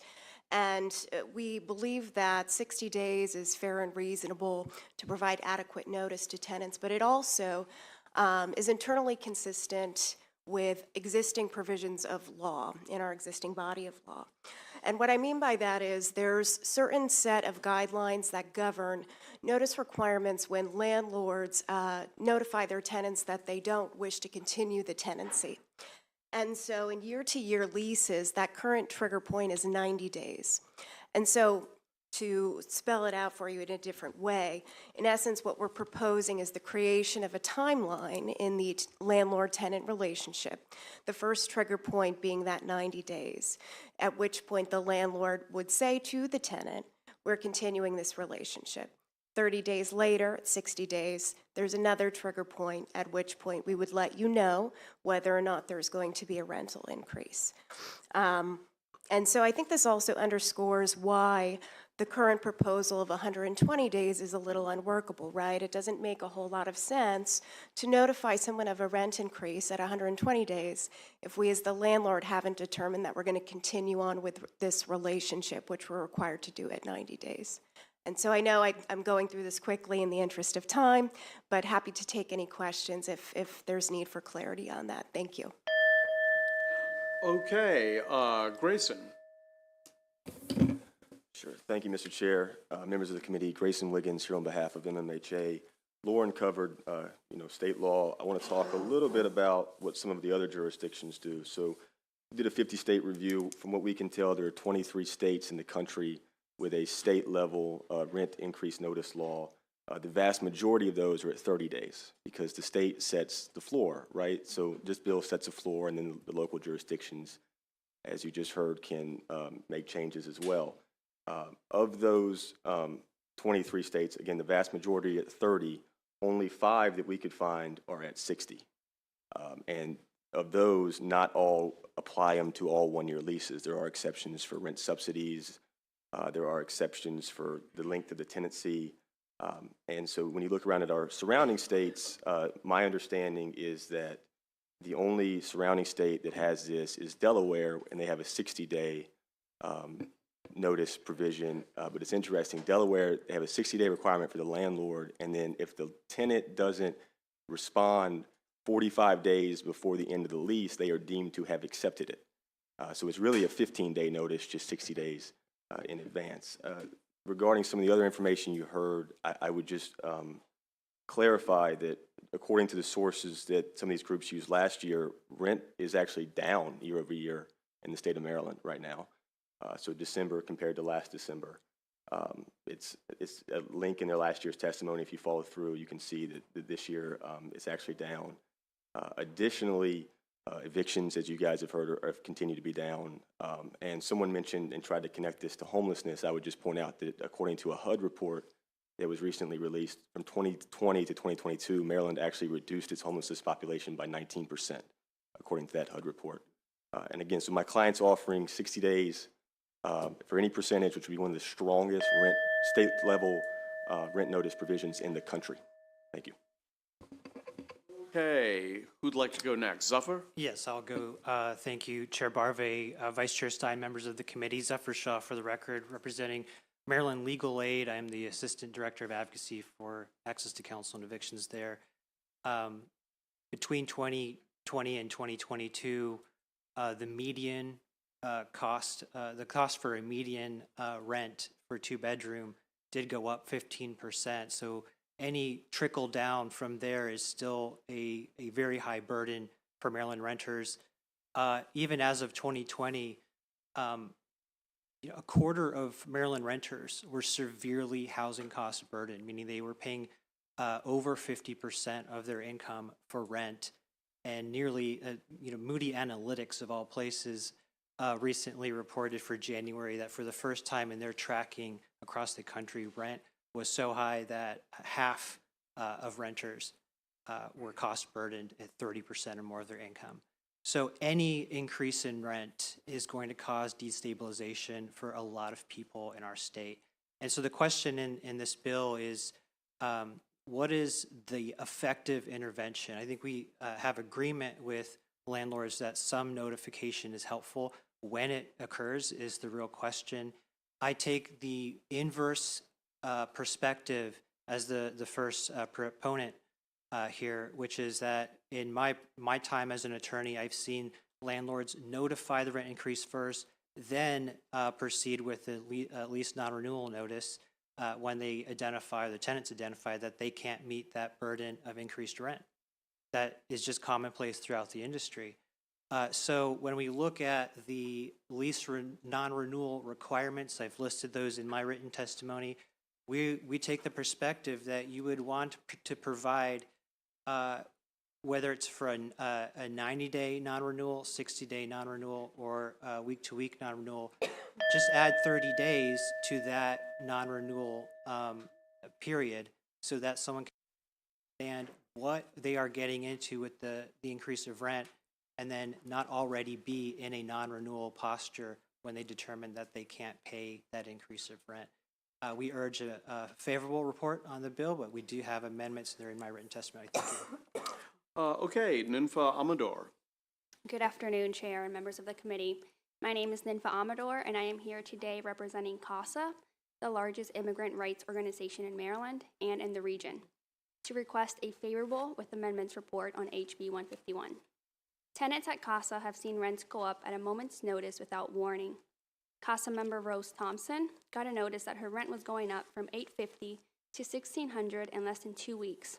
She had lived in the apartment for 25 years, and as a result of a new owner who was expecting to hike up rent and was just expecting her to move out without being able to afford the rent, she and 10 other seniors in Laurel who were living at the apartment complex were living on fixed incomes and had 40 days to upend their lives after living in the complex for decades.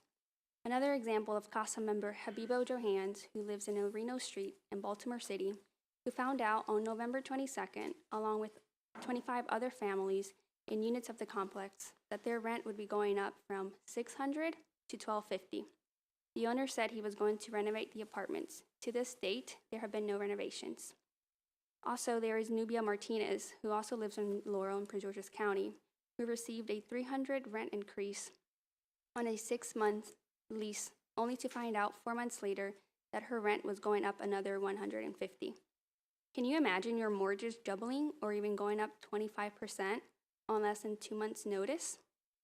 This is what CASA members are going through every year when they find out 2 months or less notice that their rent is going to increase so dramatically. In order to survive, countless tenants, disproportionately Black and Latino renters, get a second job and spend less time with their kids, or even sublease an extra room in their apartment, or have to move out of their communities where they live and work, upending their children's education and community. We are asking you today to think of these CASA members and support HB 151. We urge the committee to issue a favorable report on HB 151. Thank you. Thank you. Let's go to Matt Hill, who's joining us virtually. Matt, welcome back to the committee. You've got 2 minutes. Good afternoon, Mr. Chair. Members of the committee, thank you for having me. This is Matt Hill. I'm an attorney at the Public Justice Center. And I want to just echo a number of the points that have already been stated. I do disagree that rent increases have not been a big deal, essentially, in Baltimore. The Baltimore Banner's report stated that rents have increased 19% since the start of the pandemic. That's a significant rent increase over the span of 2 to 3 years. We see this in our practice all the time. These rapid rent increases destabilize families, result in evictions, homelessness, and if short of homelessness, still have significant collateral consequences, forcing kids to change school districts in the middle of the school year, a job loss, if you can no longer get to your job from where you're now forced to live. So this is an important issue. We're seeing this across the state. And I just want to echo my colleague Zuffer in talking about how reasonable the amendment is that we're proposing. Again, the minimal notice to vacate is 60 days. We're simply saying that you have to add another 30 days on to that if you're intending to increase the rent by more than 4%. So 60 days is already the floor. With all due respect to my colleagues at MMHA, this is simply a 30-day increase if you're going to put forward a really rapid, this is only a 30-day additional notice if you're going to do a more rapid rent increase beyond 4%. So thank you for your time, and we ask for a favorable report with amendments. Okay, let's go to questions. First question goes to Delegate Boyce. Thank you, Mr. Chair. And thank you guys for testimony. I had a couple of clarifying questions. Lauren, you said something about needing to have a relationship with a tenant before deciding to increase the rent. I don't think I understood what you meant by that. And like I said, I was going through it quickly, so let me clarify. So it's Real Property Article 8402, paragraph C, that dictates the guidelines around when a landlord has to provide notice to the tenant of the intent to terminate an existing tenancy. So we're already in a relationship, and this is the point at which I tell you we're ending our relationship, to use sort of colloquial terms. That for year-to-year leases is 90 days. So what I was saying is, since we have that 90-day trigger, at which point I have to tell you we no longer have this landlord-tenant relationship, it doesn't make a whole lot of sense, in our view, to begin talking about rent increases should I come to you and say I'm terminating this tenancy before that. So you're saying if you're talking about a non-renewal of lease, I guess it's demuddying the two. You're saying that they're one and the same is, I guess, what I'm hearing you say. No. So at 90 days, if I don't give you notice to terminate, then what we're proposing is 60 days, then I will let you know if there would be a rent increase. That's our proposal. You want to? Yeah. I think it's fine. I think what she's trying to say is that the way I read the bill now is that you would have to propose the rent increase before you make a decision on whether or not you're going to renew the lease. I think that's a misinterpretation. So, okay, I understand now, but I think that's a misinterpretation, in my opinion, of the bill. Well, the bill sets a 120-day requirement for the rent increase notice, but the 90-day... By more than 4%. Right, but with the 90-day, the THO, the holdover part, like if you're going to renew the lease, is at a later point in time, then you would have to provide the rent increase under the current bill. It's a separate section of law. I'm looking at, okay, I understand. I'm looking at just the bill. It just says yeah, so that's 120 I think what days. Lauren was saying is there's already an existing provision separate and apart from that provision in the bill. So I also wanted to ask, is it usually customary that whether it's verbal or written, that the lease would discuss what the rent increase is per year, or when one would have to announce a rent increase? Yeah, I think I can check with our members to see what's standard, but my understanding is that generally a lease is going to provide some information regarding that. And again, there's no law that says I'm a tenant now. I've rented for the last 10 years here in Maryland, and there's no law that prohibits me from contacting my landlord prior to any date that's set in statute to ask about what the rent increase is going to be. There's another state actually that basically just says. Yeah, I mean, that makes sense, but I think you have to follow what's in the lease. Right. So I guess what I'm asking is if I have a year-to-year lease and the lease says that rent will or can go up 2% per year per the renewal. Oh, I don't know if it's standard to have a percentage in the lease. That's what I'm asking. Yeah, I don't think so. Okay, thanks. Thank you, Mr. Chair. And I'm a little confused about I believe that you said rents are down for the last year, and is that rents or is that rent increases that are? So I went to, if you go back and look at the testimony from last year from, I believe it's the Public Justice Center on the Senate side for the bill. You click through the link that they provide. There's information on, I think it's from rent.com is the source that they cited in their testimony last year. And it notes that general rents are down 1.1%. The apartment list data, which is the data that Mr. Hill cited from the Baltimore Banner story, says that new leases, so offering new leases, which tends to be the top part of the general rent scope, is up 0.9%, I believe is the number. So less than 1% increase year over year for new leases. That's for January data. And so that's the same source cited by the Baltimore Banner. But no landlords are actually reducing their tenants. I mean, maybe some are, but not many. You're those of you who are housing. Well, I mean, I can just speak to it as a tenant. I've had my landlords reduce my rent before. Zephyr and Matt, are you seeing that? Landlords actually reducing their tenants' rent? I have not seen that, Delegate. And so regardless, though, of whether rents overall are down, you do see tenants that have high increases, individual tenants that have high increases that they can't pay. Is that correct? That's correct. And Delegate, I think one of the contextual points here that is not mentioned in my testimony is that these can be very targeted increases, essentially push-out increases that affect mostly month-to-month tenants. So tenants who are already on a month-to-month tenancy are subject to that 60 days notice of non-renewal. And they're the most vulnerable. They're most likely, and this is just take an opportunity to restate what I said with some clarification. They're most likely going to be told your rent is going to increase. They're going to understand that they need to be able to understand in their budget the trade-offs they're going to be able to make with their finances, and then consider whether they can do a lease renewal. And the proposed amendment is give them that 30 days to understand that. And maybe they do negotiate with the landlord and get a reduction in the increase. But if it can't be worked out, then the landlord's step, because there's not going to be a new lease renewal, the landlord's step is to issue the required notice of non-renewal under 8-402. And as we're saying, that could be 90 days for a one-year lease. It could be 60 days for month-to-month. But you could have a consistent 30 days that tracks with 8-402. That's the amendment. Okay. Matt, did you have any additional? Okay.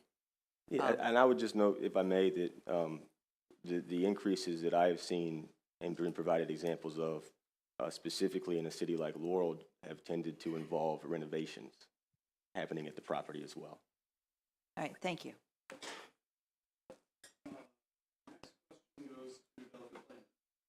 Thank you, Mr. Chair. So this first question is for Ms. Graziano. So in your testimony, you support a 60-day notice requirement, but you want no threshold at all. And you complain in your critique, I guess, in your testimony, this 4% figure that Delegate Wells has in her bill, and you say it's arbitrary.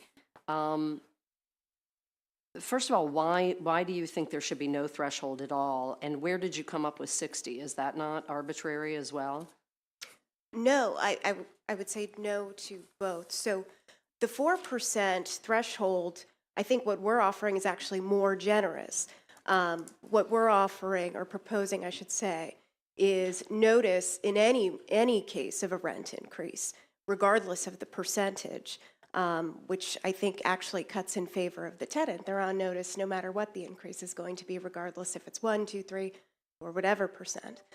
And 60 days is not arbitrary. 60 days, as I've said, and I know it's confusing, but if we've made a few references to a different section of the real property article, which requires 90 days, at which point a landlord must give notice that they're going to terminate the tenancy. So our relationship as landlord and tenant would be over.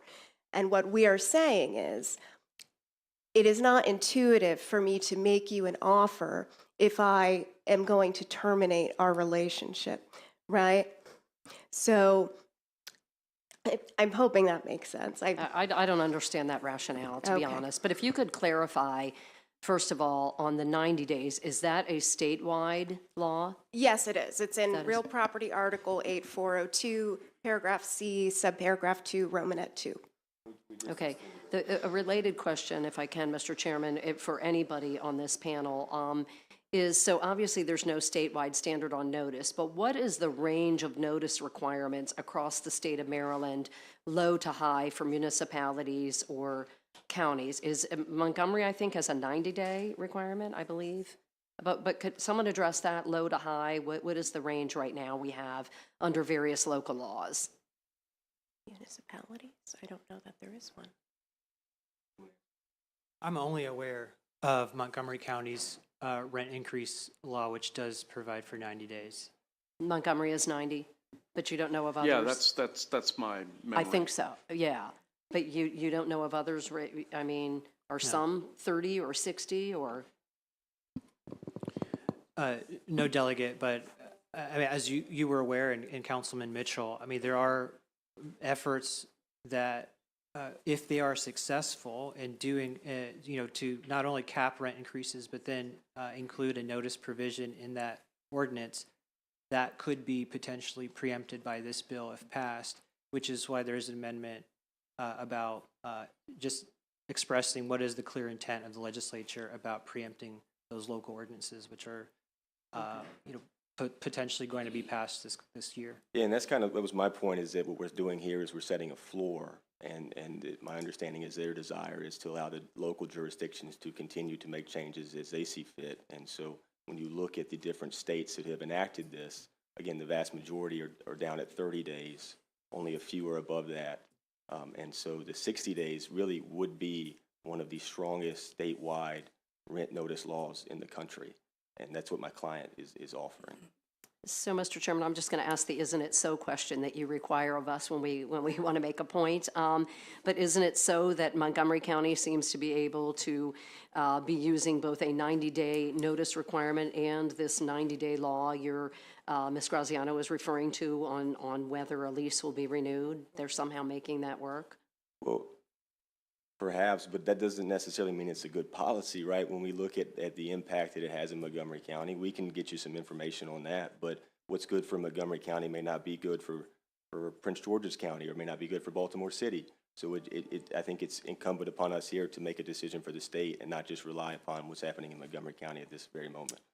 Thank you, and thank you, Delegate Wells, for bringing this bill. I think it's needed. Thank you.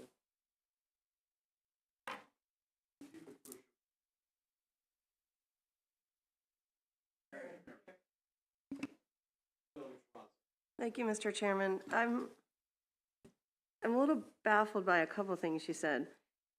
Did you say that, Mr. Wiggins, did you say that the tenants could and should check in to ask if there is going to be an increase in rent? Is that your suggestion? Is No, that people should ask if they're going to be charged more? No, my point was simply that there's nothing that prohibits it, and that I always encourage tenants to communicate with their landlords. It's how I operate as a tenant, and there's nothing that stops a tenant from sending an email or making a phone call and inquiring prior to the statutory date.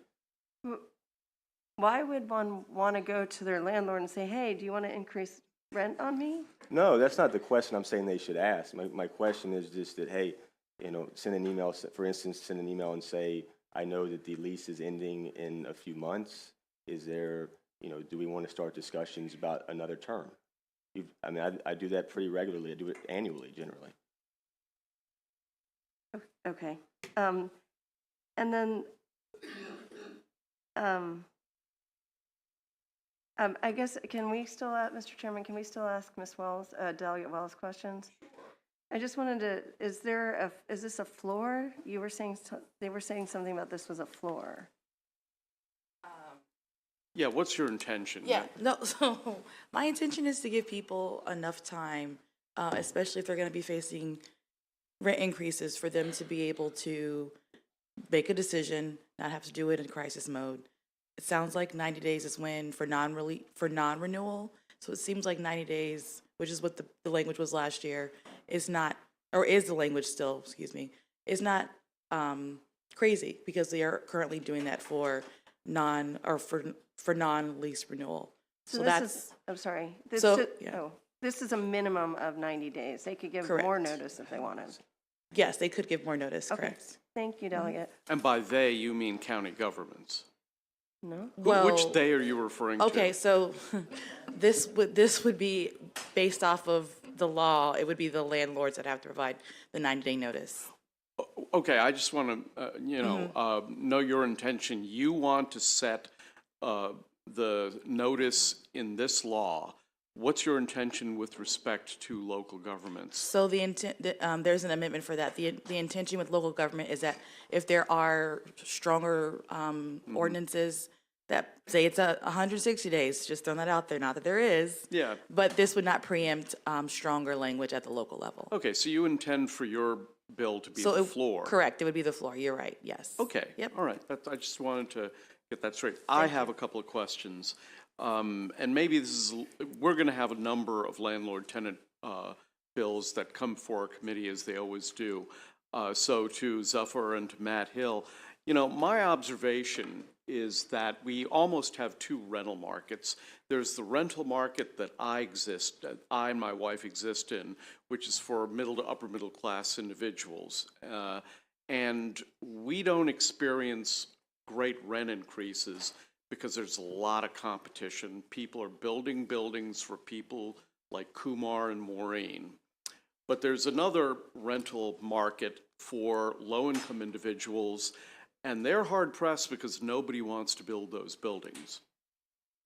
And what the position of the business community is that each of these types of laws that we enact create more and more of a disincentive for building in the segment of the market that needs it the most. So this is an overarching philosophical worldview difference that the business community would have with the Public Justice Center and Maryland Legal Aid. And because we're going to hear these bills a lot between now and sine die, I just wanted to give you a chance to perhaps give us your counter argument to that broad argument. I'll try. Okay. First, and then Matt, please go ahead. And just to be clear, this bill doesn't constrain increases or development. It's just a notice provision. But I think that not to be reductive, and I don't have the research in front of me, Mr. Chair, but the flip side of the viewpoint you've expressed is that when you've effectively priced out large segments of the rental population, and they've had to actually leave your community, possibly left your city or county, moved to a different state even, they are no longer part of the economic and community development equation in your community. And that is a greater loss. I think it's probably not quantified very well compared to other types of losses that developers are looking at or that county officials are tuned to. I'll just leave it there. Matt, do you want to add anything to that? Or you'll probably have, if you don't, you'll have plenty of opportunities in the next 60 days that we have. But go ahead if you'd like to. That's good. I'll fall on my face now and recover over the next 60 days. Okay. I think that, I would just say, I've talked with developers. We have common cause on a lot of issues with developers. And when developers I've talked to talk about the difficulties of building housing that's affordable, they're often talking about racist, exclusionary zoning policies. And so when we talk about making housing more affordable, I think we need to address the racist, exclusionary zoning policies and the other sort of planning policies that this state and these counties have put into place. And I'm very familiar with that, particularly in Baltimore County. So that's what's really driving the cost is these kinds of and I didn't quite get all the banana and NIMBY jokes. I'm a little new to that one, but that's what's really driving the cost of housing, not whether or not Atlanta's going to have to give 90 versus 60 days notice of a significant rent increase. I find it very difficult to believe that developers are not pulling the trigger on a good development because they, at some point in time, would have to give 30 more days notice. I mean, it just goes to how incredibly reasonable what's being proposed in front of the General Assembly this year is, as in past years. Well, thanks for that point of view. I mean, I will say that for me, the members of my committee have made it something of a joke, my dislike for NIMBYs. And it's a joke that I love, by the way. But, I'm in my experience in Rockville, we have had elected office holders who've lost elections because they supported low-income housing. I'm not going to mention names because there's no point to do that. But, I mean, I've never been one of those people. If you want to put up low-income housing in Rockville or Gaithersburg, I'm in support of it. And to me, that is the primal problem that we have. And you may be correct. This bill may not have any bearing upon that problem. I'm only bringing this up because I think as a committee and as a legislature, we need to focus on the number one problem, and that is lack of supply. And I think we can probably all agree to that. As I go to the last witness, who is actually opposed to the bill, and that's Brian Anliu with AOPA. So Brian, you get to round this out. You get 2 minutes to tell us why you oppose the bill. Great, thank you so much. Can you all hear me all right? Great. Good afternoon. I'm with Brian Anliu with the Apartment and Office Building Association of Metro DC. We're in opposition to the legislation. Our members felt that the setting a different notice requirement for different rates, lease renewal rates, would be administratively burdensome. And so ultimately they felt that any statewide lease notification requirement should be uniform regardless of the rate. They also felt that the 120-day provision was excessive, and for reasons that MMHA and others stated, felt that a 60-day notice requirement would be more appropriate for these kinds of cases, and that's those are the main reasons that they wanted to oppose this legislation. Thank you. Any questions for this witness? Seeing none, thank you. Thank you to everybody. That ends the public hearing on House Bill 151. Melissa, don't be a stranger. I won't. You'll see me tomorrow. Okay. All righty. Terrific. Next, let's go to House Bill 182, Delegate Resnick. And we also have testifying in favor City Council Member Jason Small and John Compton. I don't know if Mayor Compton made it. Okay. So. All right. Thank you, Mr. Chairman, members of the committee. This bill is significantly less heady than the one you just had, so hopefully you could take a break. This bill primarily deals with unlawful restrictive covenants and allowing municipalities to remove them from deeds within their jurisdictions in bulk. I was approached by the town of Washington Grove during the interim when they realized that a number of their existing deeds had a lot of these unlawful covenants, mainly racially motivated covenants, but others as well. They wanted the opportunity to remove them from all the deeds within the municipality, but doing it one at a time has been costly, it's been time consuming, and so what they did was they had their city attorney look into the law, and they discovered back in 2004, former Senator Lisa Gladden passed legislation allowing HOAs to simply do it in bulk. They pay the fees and they do it all at once. What we asked to do was to simply allow municipalities to have the exact same power. To simply go in, research all the deeds within their municipal lines, and be able to apply for a correction of the deeds in bulk. This is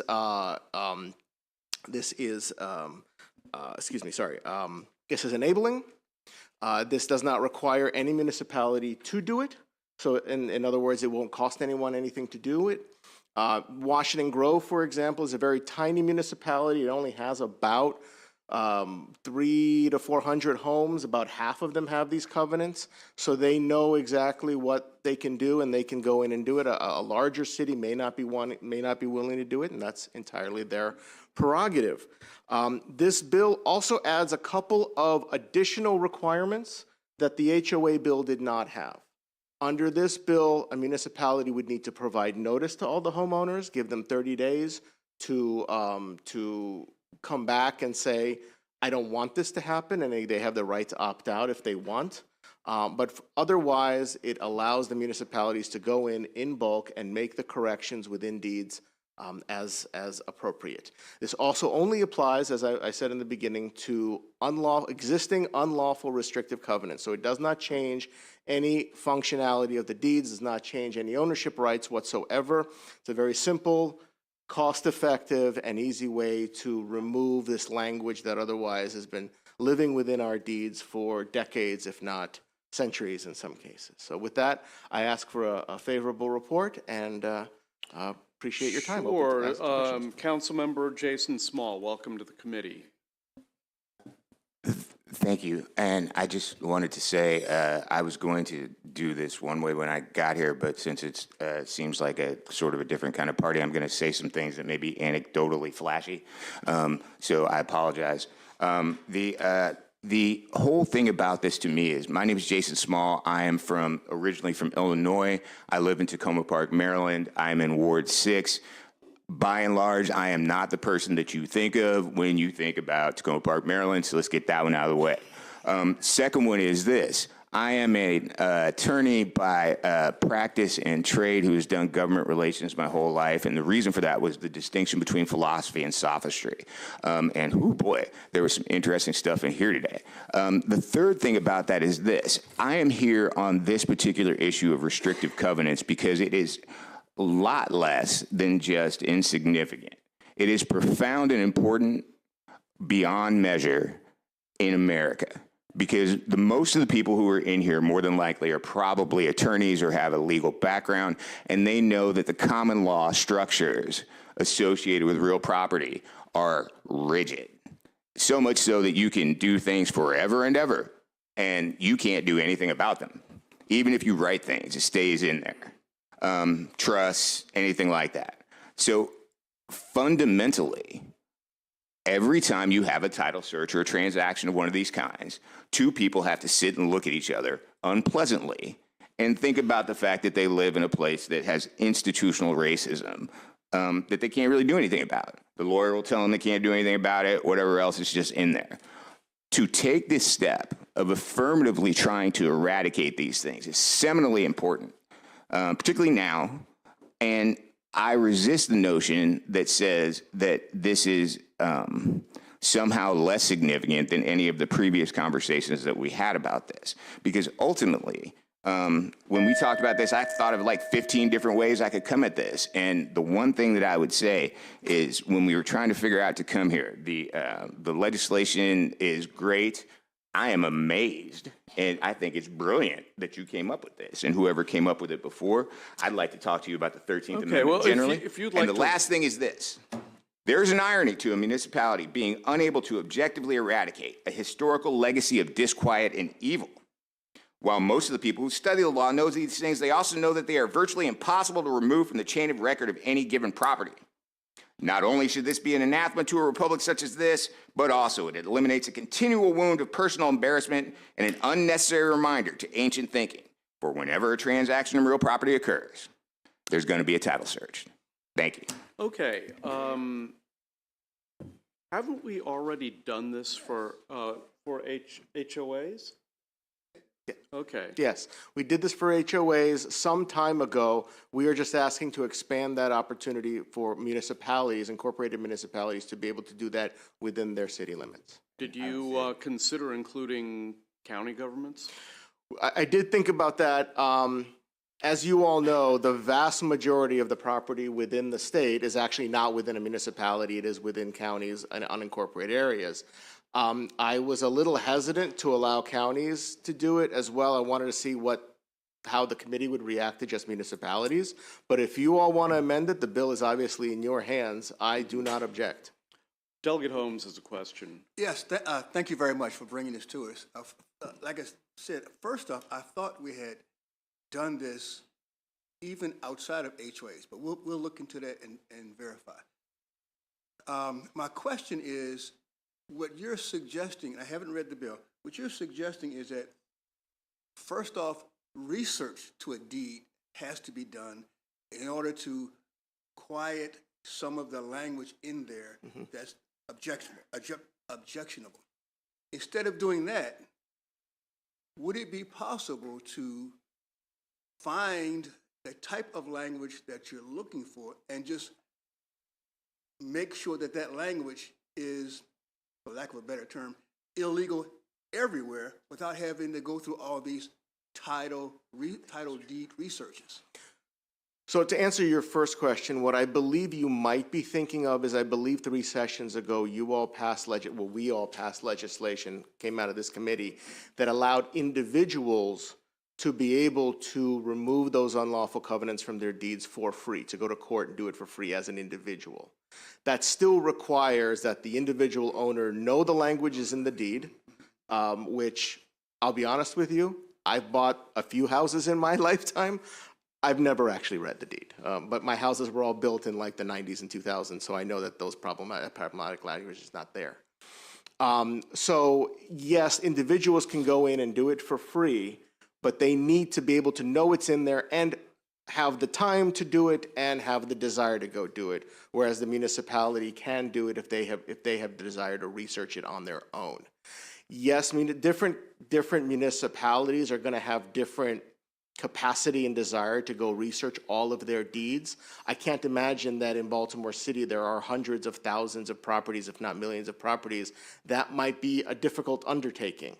In some of our smaller municipalities, like Washington Grove, that only has a few hundred houses, given the specific nature of the way Washington Grove was created, they have all that historical data already. They can do it much simpler and much easier. As far as being able to identify the language, I think that would be hard through all the records. I don't know that we have the capacity to do that. I think putting it in the hands of local jurisdictions to be able to do it on their own would be the better approach. But again, I leave that to the committee. You all are the experts. Could I speak to that? Actually, I know about that. Thank you, Mr. Chairman. So, am I understanding this right, that you could, if you own a house in Washington Grove, you can say, no, thank you, I still want to be in a sundown town? Yeah, we did include the language to say you can opt out. That was a recommendation of the bill drafter based on other similar but unrelated statutory language. Given that the individual does own that home and it is their private property, they can choose to do with it what they want.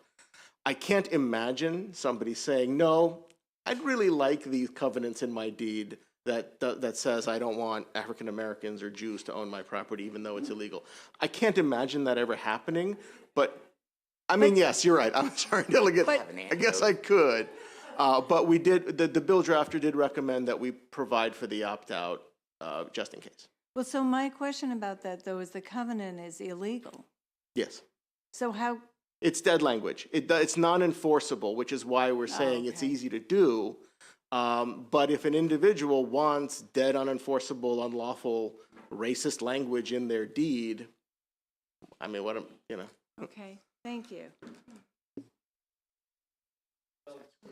Thank you, Mr. Chair. Thanks for bringing this, Delegate. This is interesting. So I was going to ask actually Delegate Ziegler's question, but I have a follow-up, which is that you can't put this language in a new deed, right? Like you can't add this if you wanted to in a new deed, right? I mean, Right. you can't add this same language because it's unconstitutional and it's unenforceable. So in a new deed, you can never add this. So I'm just wondering why we would allow people to reject the removal of it. But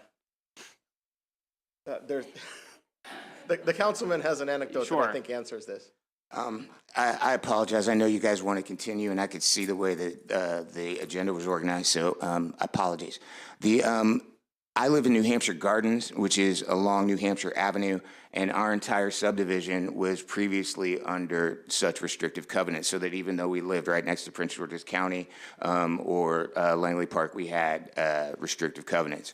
There are people who live in my neighborhood who, when this issue came up in the Washington Post, discussed quite liberally and anecdotally on our website or listserv about how when they bought their houses, including my wife, that it was an uncomfortable part of the conversation, including people who said that they talked to the owner, and the owner said, I don't know why we got rid of those things anyway. You can look at this neighborhood and tell what happened to it. So I think it is singularly important that we not overlook the fact that the reality is that whatever you may think is happening here, there are legacy places with legacy things in their chain of record that you could just fix. So there's no reason not to. Let me just quickly follow up, Delegate Stewart. It was the recommendation of the bill drafter. I accepted it. I have absolutely no objection if you all decide you want to remove that particular provision. Sure, thank you. I see no, oh, Delegate Healy has a question. Yeah, I've been listening to all the, thank you, Mr. Chairman. I've been listening to all this conversation, and I don't understand why we would want to leave it to an individual municipality to do this and didn't do it, just have a statewide policy that this will be done. Right. To all the properties that have this kind of legacy language, just get it out of the way. Delegate Healy, I had a very difficult time coming up with language trying to find the mechanism by which we do this. And that's why I left it with municipalities. There was going to be a significant cost, which I don't think necessarily should be a barrier, though I do serve on appropriations, so please be gentle. But I don't know the mechanism by saying all of this language. I don't know how we do that by saying all this language will be removed. Right now it's dead language. We've already said all of this language is illegal. We've done it in statute. We did it through Supreme Court precedent. But I don't know the mechanism by which we physically remove the language from deeds statewide.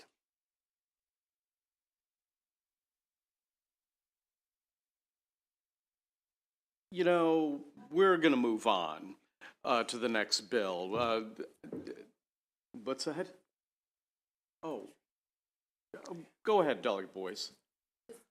A simple question. Yeah. I think I misunderstood Vaughn, but couldn't this have been drafted such that every time a house is sold and the deed is evaluated, it could then be removed? Because we have done this in Baltimore City. Mm-hmm. Old covenants that restrict Jews and blacks unless you were cleaning the one of the homes, and they have them removed, but they also have covenant associations that worked on that through those covenant dues to get those removed. So we actually absolutely could do that, and we can add that to this bill. This bill gives a municipality the right to go to existing properties regardless of whether there's a transfer in place. So we could absolutely add that to deal with the remainder of the issue. Thank you. Yeah. Alrighty then, that ends the public hearing on House Bill 182. Let's proceed to House Bill 190, Delegate Ivey. And I believe Dominic is going to be up with you, so why don't you get on deck and welcome back to the committee, Delegate Ivey. Thank you, Mr. Chairman, members of the House Environment and Transportation Committee, Mr. Vice Chairman Stein, pleasure to see you, my seatmate. For the record, Delegate Julian Ivey here presenting House Bill 190, the Homeowners Extreme Weather Mitigation and Preparation Grant Program. I just want to start off initially by talking about some of the changes that need to be made to the original text of the bill, specifically where this program would be housed. So in speaking with the Department of Housing and Community Development, and also the Department of Emergency Management, it's best suited that this program run through MDEM. And so I'm looking to present that amendment. I'm not sure that DLS has it in the system yet. There's also another technical amendment from the Maryland Insurance Administration, just to get some of the terminology to be in line with insurance policy and contract language. But in short, what this legislation does, it creates a $5 million fund, grant program specifically, which would allow residents and nonprofits and some small local governments to apply for flood mitigation assistance, and specifically up to $5,000. There's a non-matching grant, and there's a matching fund grant as well, and that is dictated upon whether or not you make above a certain threshold, 80% of the median income for your county specifically. If you're below that number, you'd be able to get the full $5,000 in a non-matching application. I think we've all seen the rise of flooding here in the state of Maryland and more generally across the region and our country. I think many of us would agree that we need more opportunity to be able to provide assistance to individuals who are looking to stop water from rushing into their basements, so on and so forth. And so this legislation seeks to be that vehicle. It does allow for nonprofits to also have open applications for individuals, residents, to apply for matching funds, so on and so forth, as described specifically in the bill. This is a near and dear piece of legislation to me. Back in my hometown in Cheverly, my parents, they live on a street called Valley Way, and water rushes down from both hills into the valley. And so growing up, we had water in our basement. Fortunately, we were more than able to do some of these mitigation efforts on our own. But many individuals in my district specifically and across the state don't have $5,000 just sitting around. So I know that there are more small amendments that are possibly being offered by my dear friends at MACO. There's a letter of support from MML, which I'm very proud of as a former town councilman from the great town of Cheverly. Shout out to Ward 2. But with that, I'm here for any questions, and I ask the committee for a favorable report on House Bill 190. Let's hear from Dominic, and then we'll go to questions. Mr. Chair, members of the committee, still Dom, still work with Mako. This is a really, really good bill. So again, to go back to that housing presentation we did a few weeks ago, this bill accomplishes two of the three things. It serves to keep people in their home, and it preserves existable affordable housing stock. This is, like I said, really good common sense policy, and as part of that, multiple solutions that we need to solve this problem, and counties urge a favorable report with amendments. Oh, yeah, and our amendments. So this bill only covers certain housing stock. It's not open to condominiums, apartments, et cetera. And so if we are serious about mitigation and preserving, we need to preserve those housing stocks as well. So favorable report with amendments. Thank you.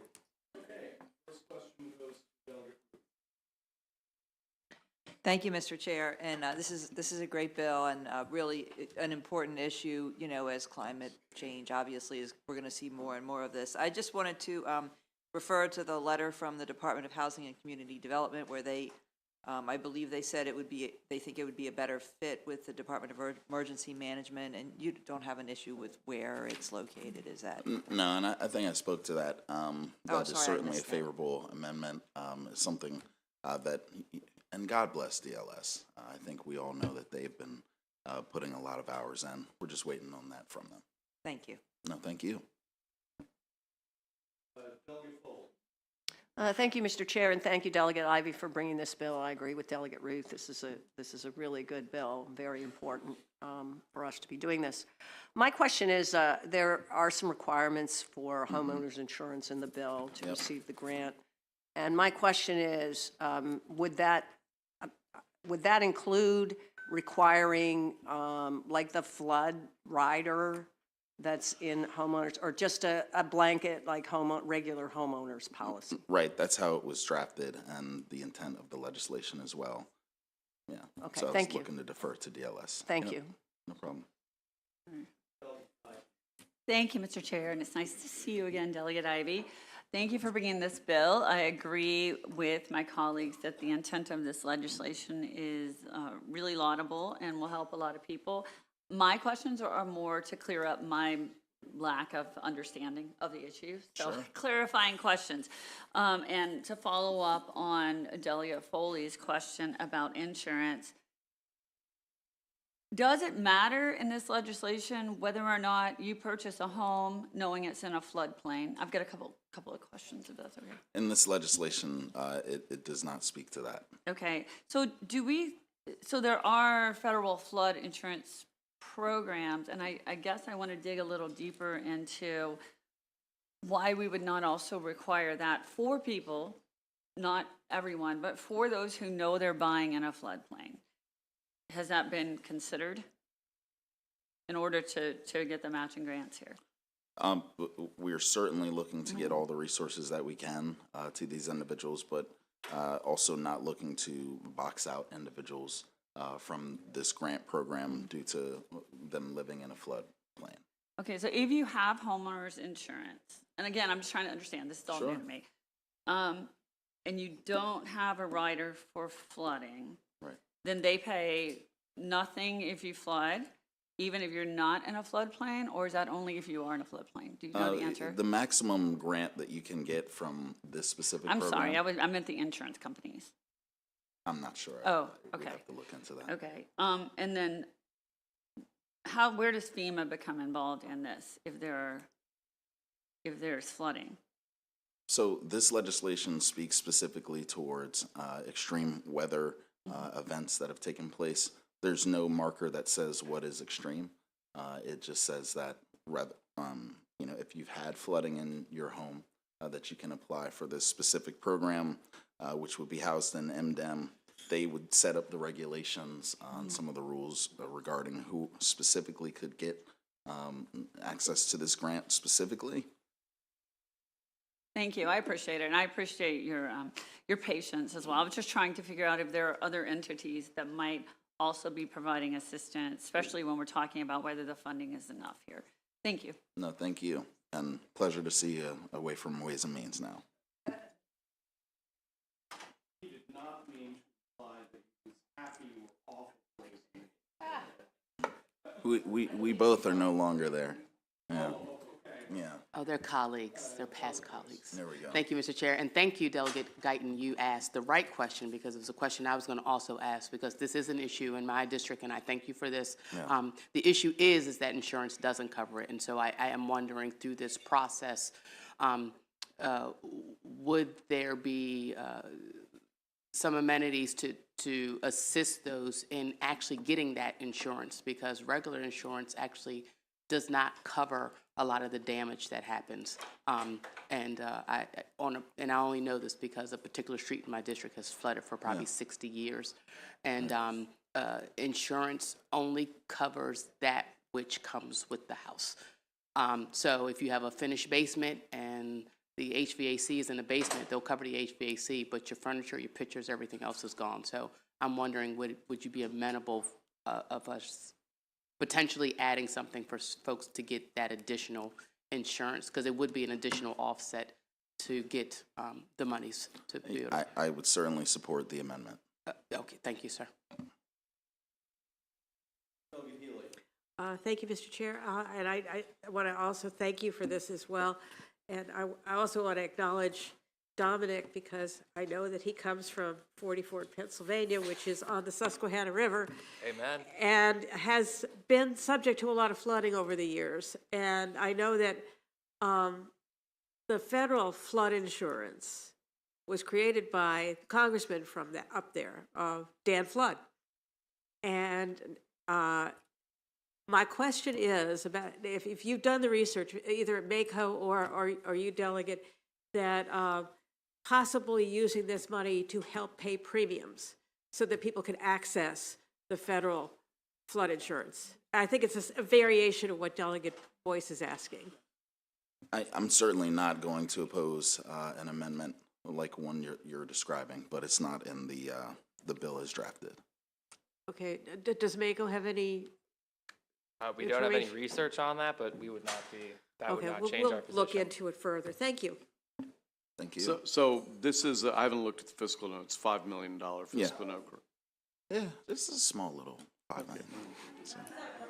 really, in the scheme of things, I mean, okay, thank you very much. Any further questions for the sponsor or Dominic? Seeing none, thank you, and have a nice day. Thank you, Mr. Chairman. Yeah, okay, so let's go now to Delegate Long, his first bill in our committee, House Bill 239.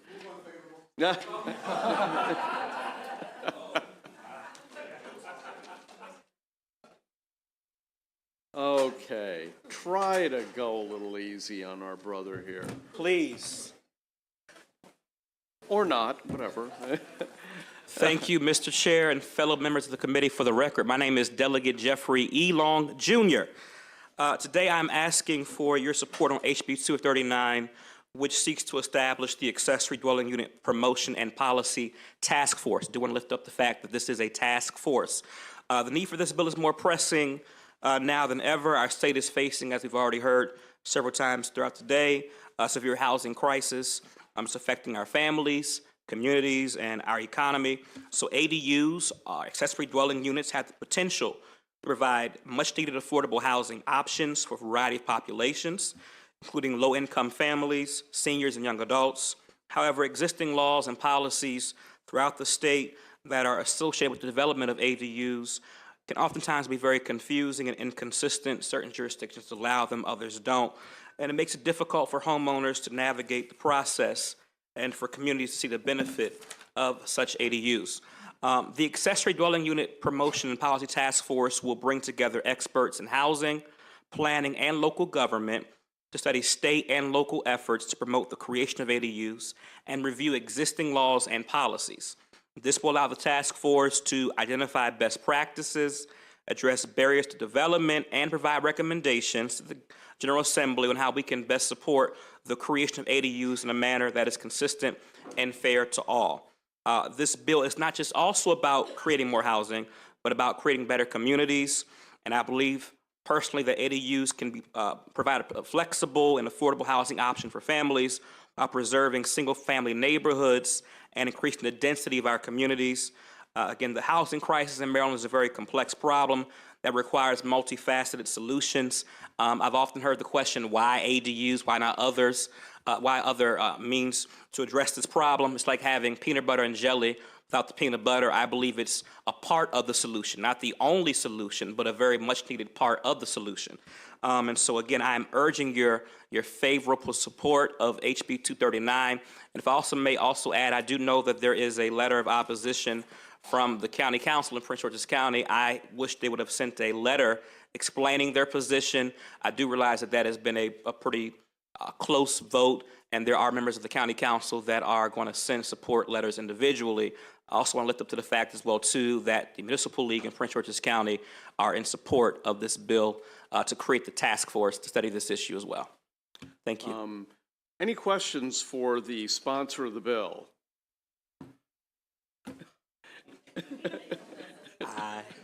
Oh, you know, it's the oldest trick in the book, but it never gets old for me. We're going to go to the other witnesses who are signed up favorably, and then we'll entertain questions. I will say, Delegate, did you read the letter from the council member? What do you have? Do you want to respond to it at all? What? Oh, there's not a letter. It's not a letter. It just says we're opposed. Yes, sir. He's opposed. Yeah. Well, alrighty then. Can't really argue with that, can you? Okay, let's go to, we have Lisa May, Robert Enton, Lori Graff, who are signed up unequivocally in favor.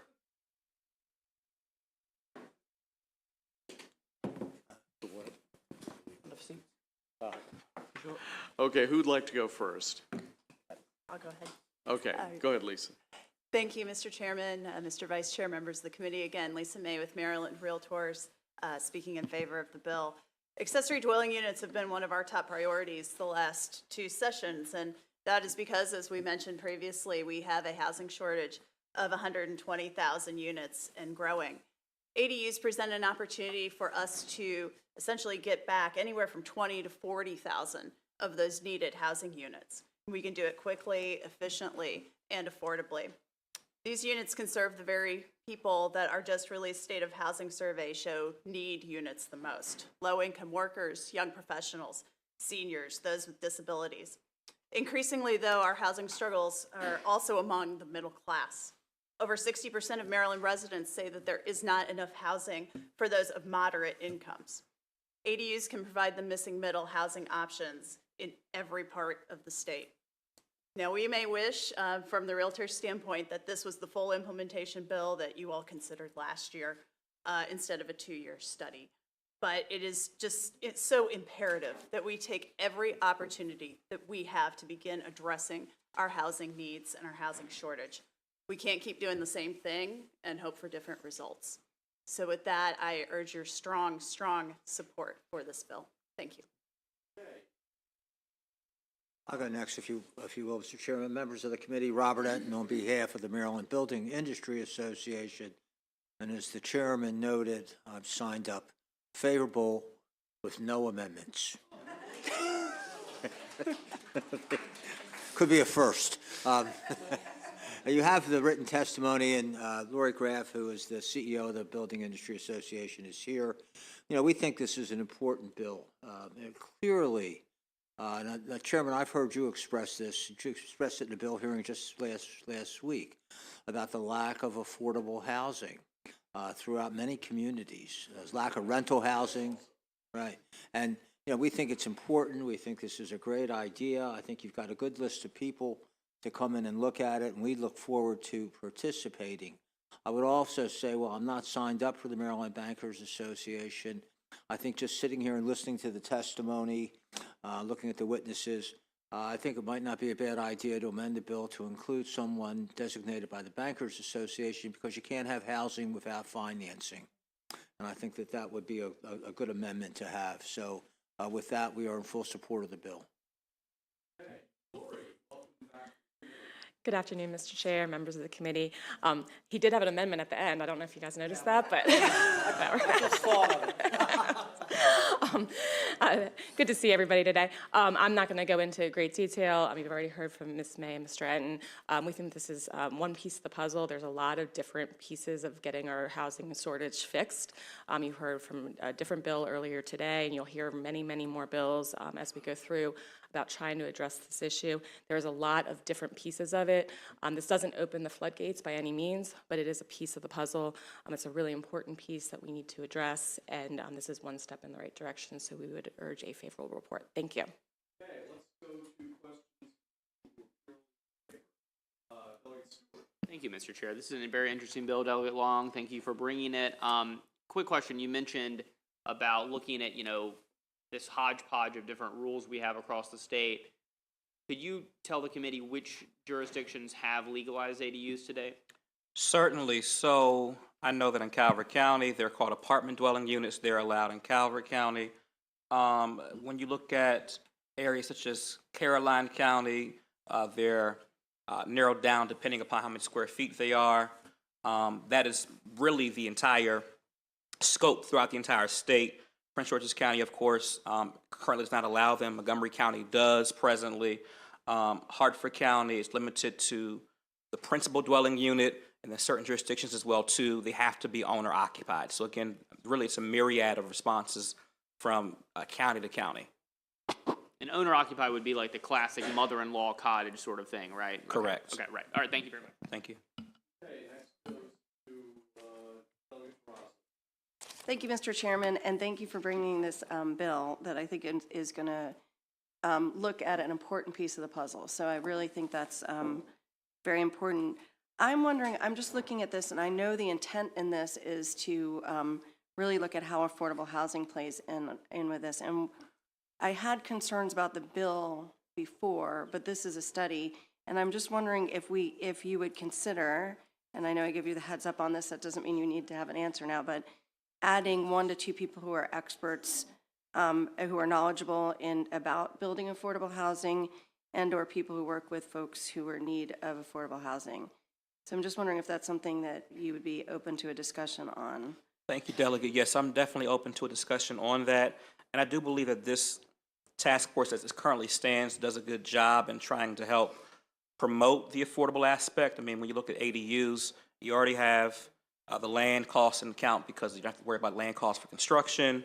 Generally, there are size limitations, so it does help with the pricing and the scale of pricing varying.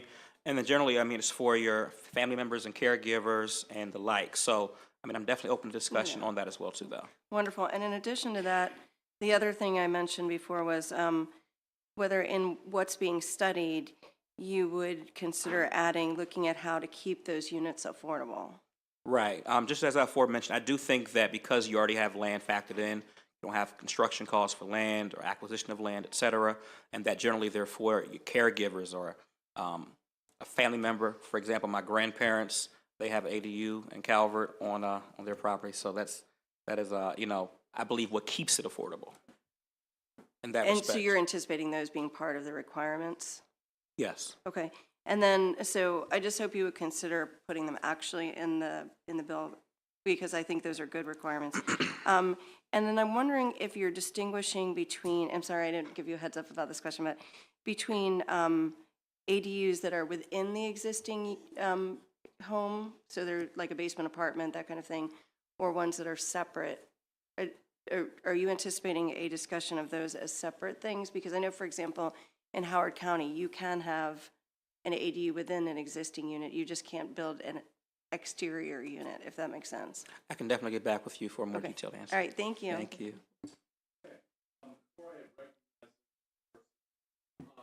Let me just say that typically, the Speaker's office allows us to have one and possibly two task force bills every year. So you're competing against all the other task forces. So just wanted to mention that and then recognize the Vice Chair of the committee. Thank you, Mr. Chairman, and Delegate, thank you for bringing this bill. I know that there are at least a couple states, including California, that have passed statewide policy with respect to ADUs, and I was wondering if you or any of the panelists could comment on the impact on development of affordable housing in those states.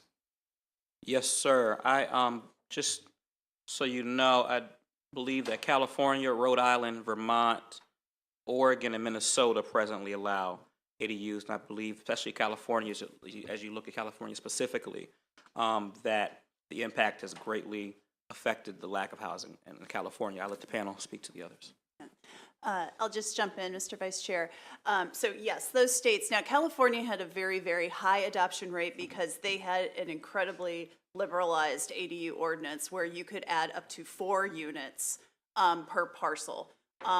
Most other places, it's 1 per parcel. And what we've seen in places like Oregon is you see about a 1 to 2% adoption rate for these units. So 1 to 2% of the lots end up choosing to add an ADU. And that's sort of how we got that 20 to 40,000 unit estimate that we had in our testimony. Is you take the roughly 2 million lots residential lots that we have here in Maryland, you see a 1 to 2% adoption rate.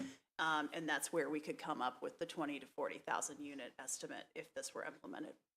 Okay, thank you. Thank you so much, Mr. Chair.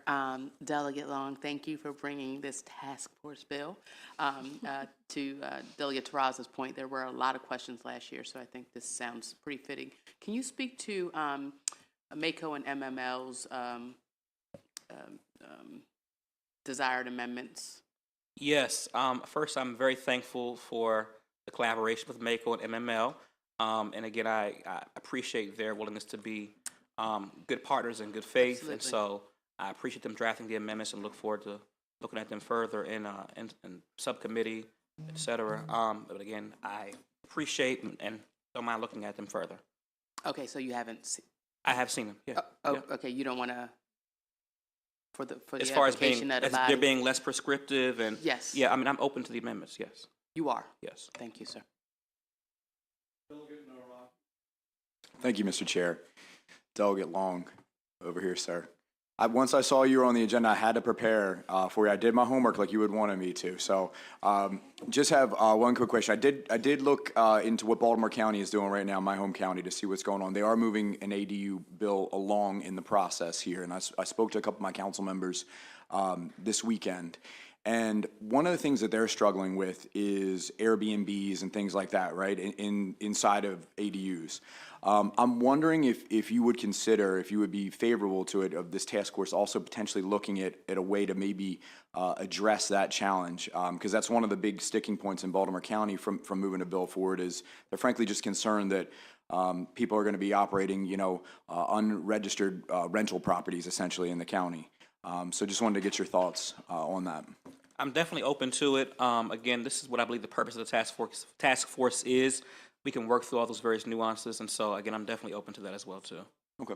Thank you, Delegate. Thank you. Thank you, Mr. Chair.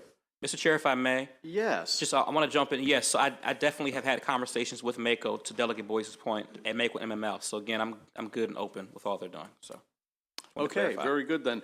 All right, let me call up, there are no more questions for you all. Let me call up the individuals who signed up favorable with amendments, and that would be Dominic, Priscilla Kania, Chris Parts, and Angelica Bailey Tupari.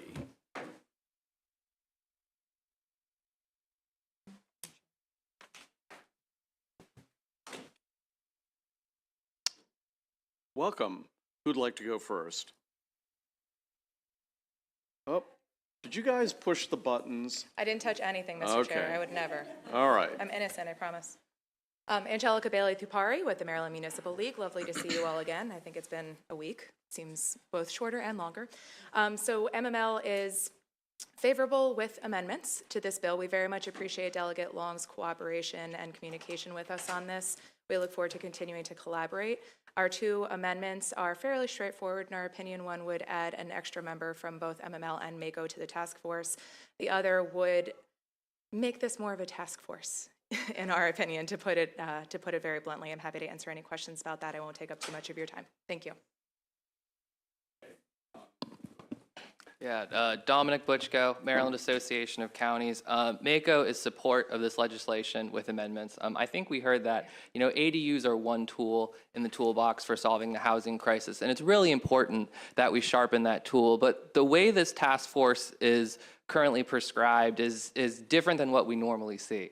MACO normally won't weigh in on a task force bill, but we do when we think that there's a predetermined outcome. That being said, we have worked very closely with Delegate Long and had some very pleasant conversations. And so we hope that, we can continue that relationship and turn this into something that all stakeholders can be truly engaged on and have a really good work product. We urge a favorable report with amendments. Thank you. All right, good afternoon, Chair Barbie and committee. I'm Priscilla Kania, AARP Maryland Volunteer Lead Advocate and resident of Anne Arundel County, which, by the way, is in the process of considering an ADU piece of legislation. And the city of Annapolis, in case you don't know, already has passed an ADU law. Anyway, we thank Delegate Long, and I want to speak on behalf of those 850,000 AARP members. I'm going to specifically address issues about older Marylanders. By far, older Marylanders prefer to age in place, the home where they're familiar with the environment. They're surrounded by familiar people, markets, banks, pharmacies, recreational resources, and healthcare. All too often, this is not a viable option in today's world. It might be resources or physical limitations that cause them to move to other places and other types of housing, including out of state. When I was a child, my grandparents could no longer live alone. They couldn't maintain their home. They converted their second story into an apartment for my aunt, who took care of them until they died in the home. And that was an accessory dwelling unit. We're asking you to support the creation of this task force and hopefully bring legislation back that allows ADUs throughout this state. We ask that the sponsor add an amendment to also add an AARP member to the task force. And with that amendment, we request favorable consideration of the House Bill 239. Thank you.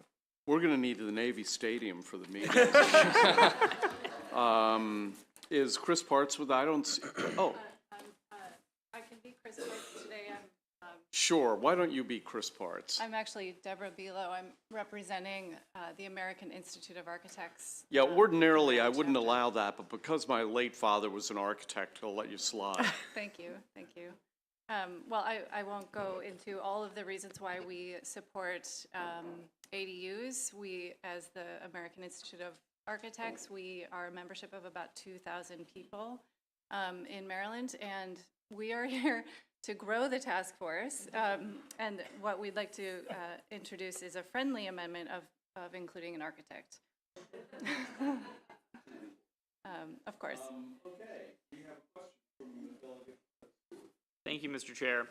Well, first, this question is for Angelica and Dom, so Dom, if you want to come back. But first, while he's moving, I will take the opportunity to butter both of them up. I can't speak for everyone, but I think that both MML and MACO have engaged really productively this session around housing issues, and I've personally found it, not that, your predecessors did a bad job or anything, but I've personally found But it we are better. really, really refreshing. So I'll start with that.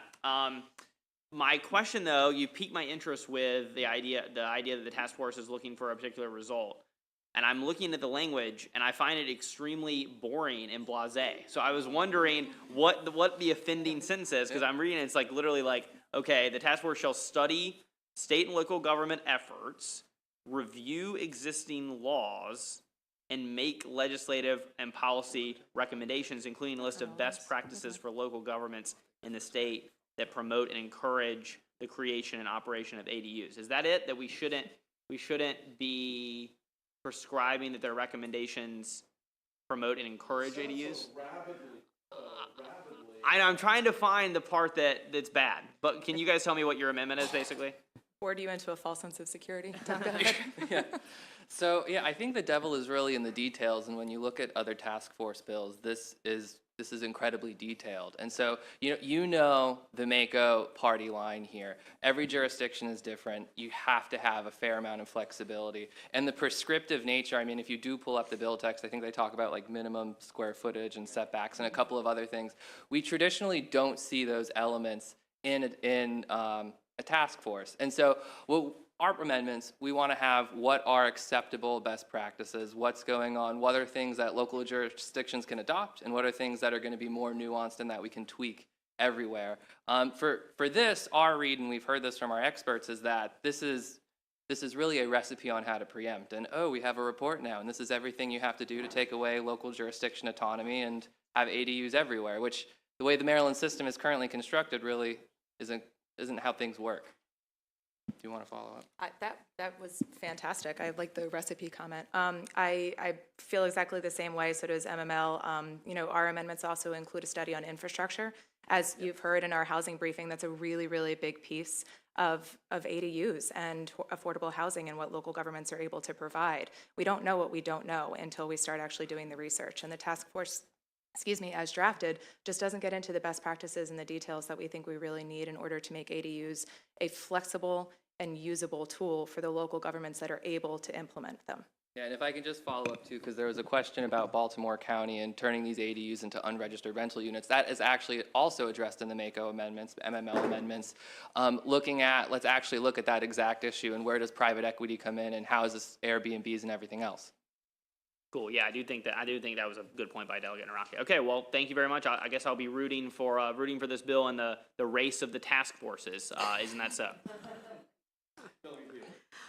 Thank you very much. And just a really quick question. The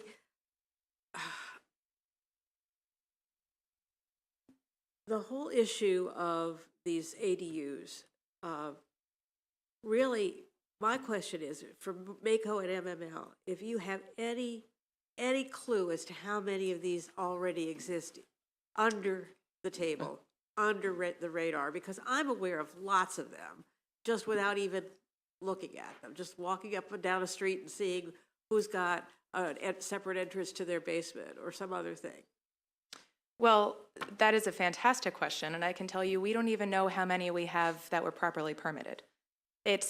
We have 157 towns and cities in the state of Maryland, and it would take weeks, and I know because I asked recently, it would take our research department weeks to go through every single local ordinance to find out what the laws are on ADUs, and then to work with the planning and permitting offices to determine how many have actually been built. All we've got is Calvert County, which implemented the permission of ADUs in 2006, and only 13 have been built so far.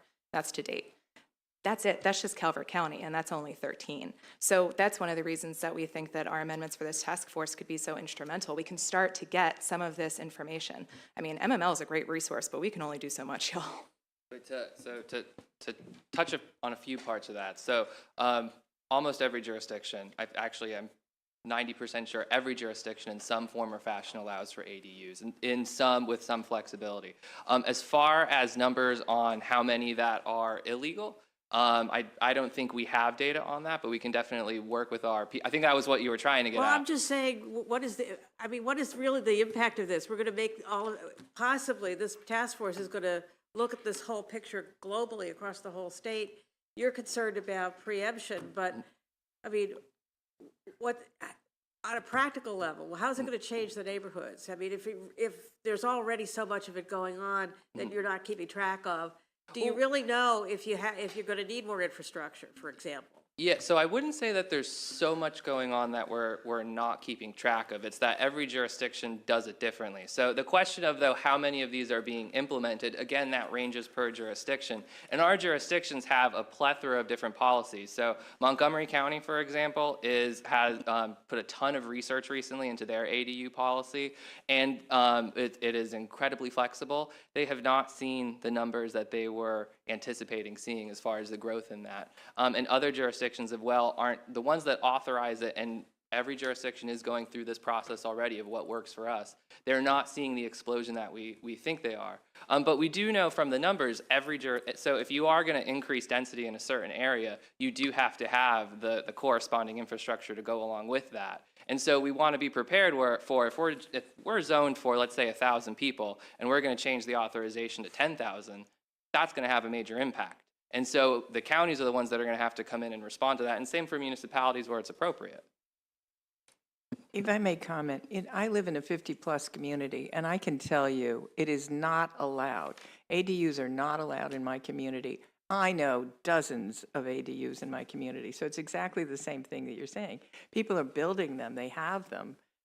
So I don't know whether their homeowner's insurance properly covers it. I don't know what the restrictions are that they're violating. You know, what would happen if there were any kind of liability because of these, but nobody's tracking them because they're not legal. Yeah, okay. Thank you, everybody. That concludes the public hearing on House Bill 239. Announcements. Any announcements?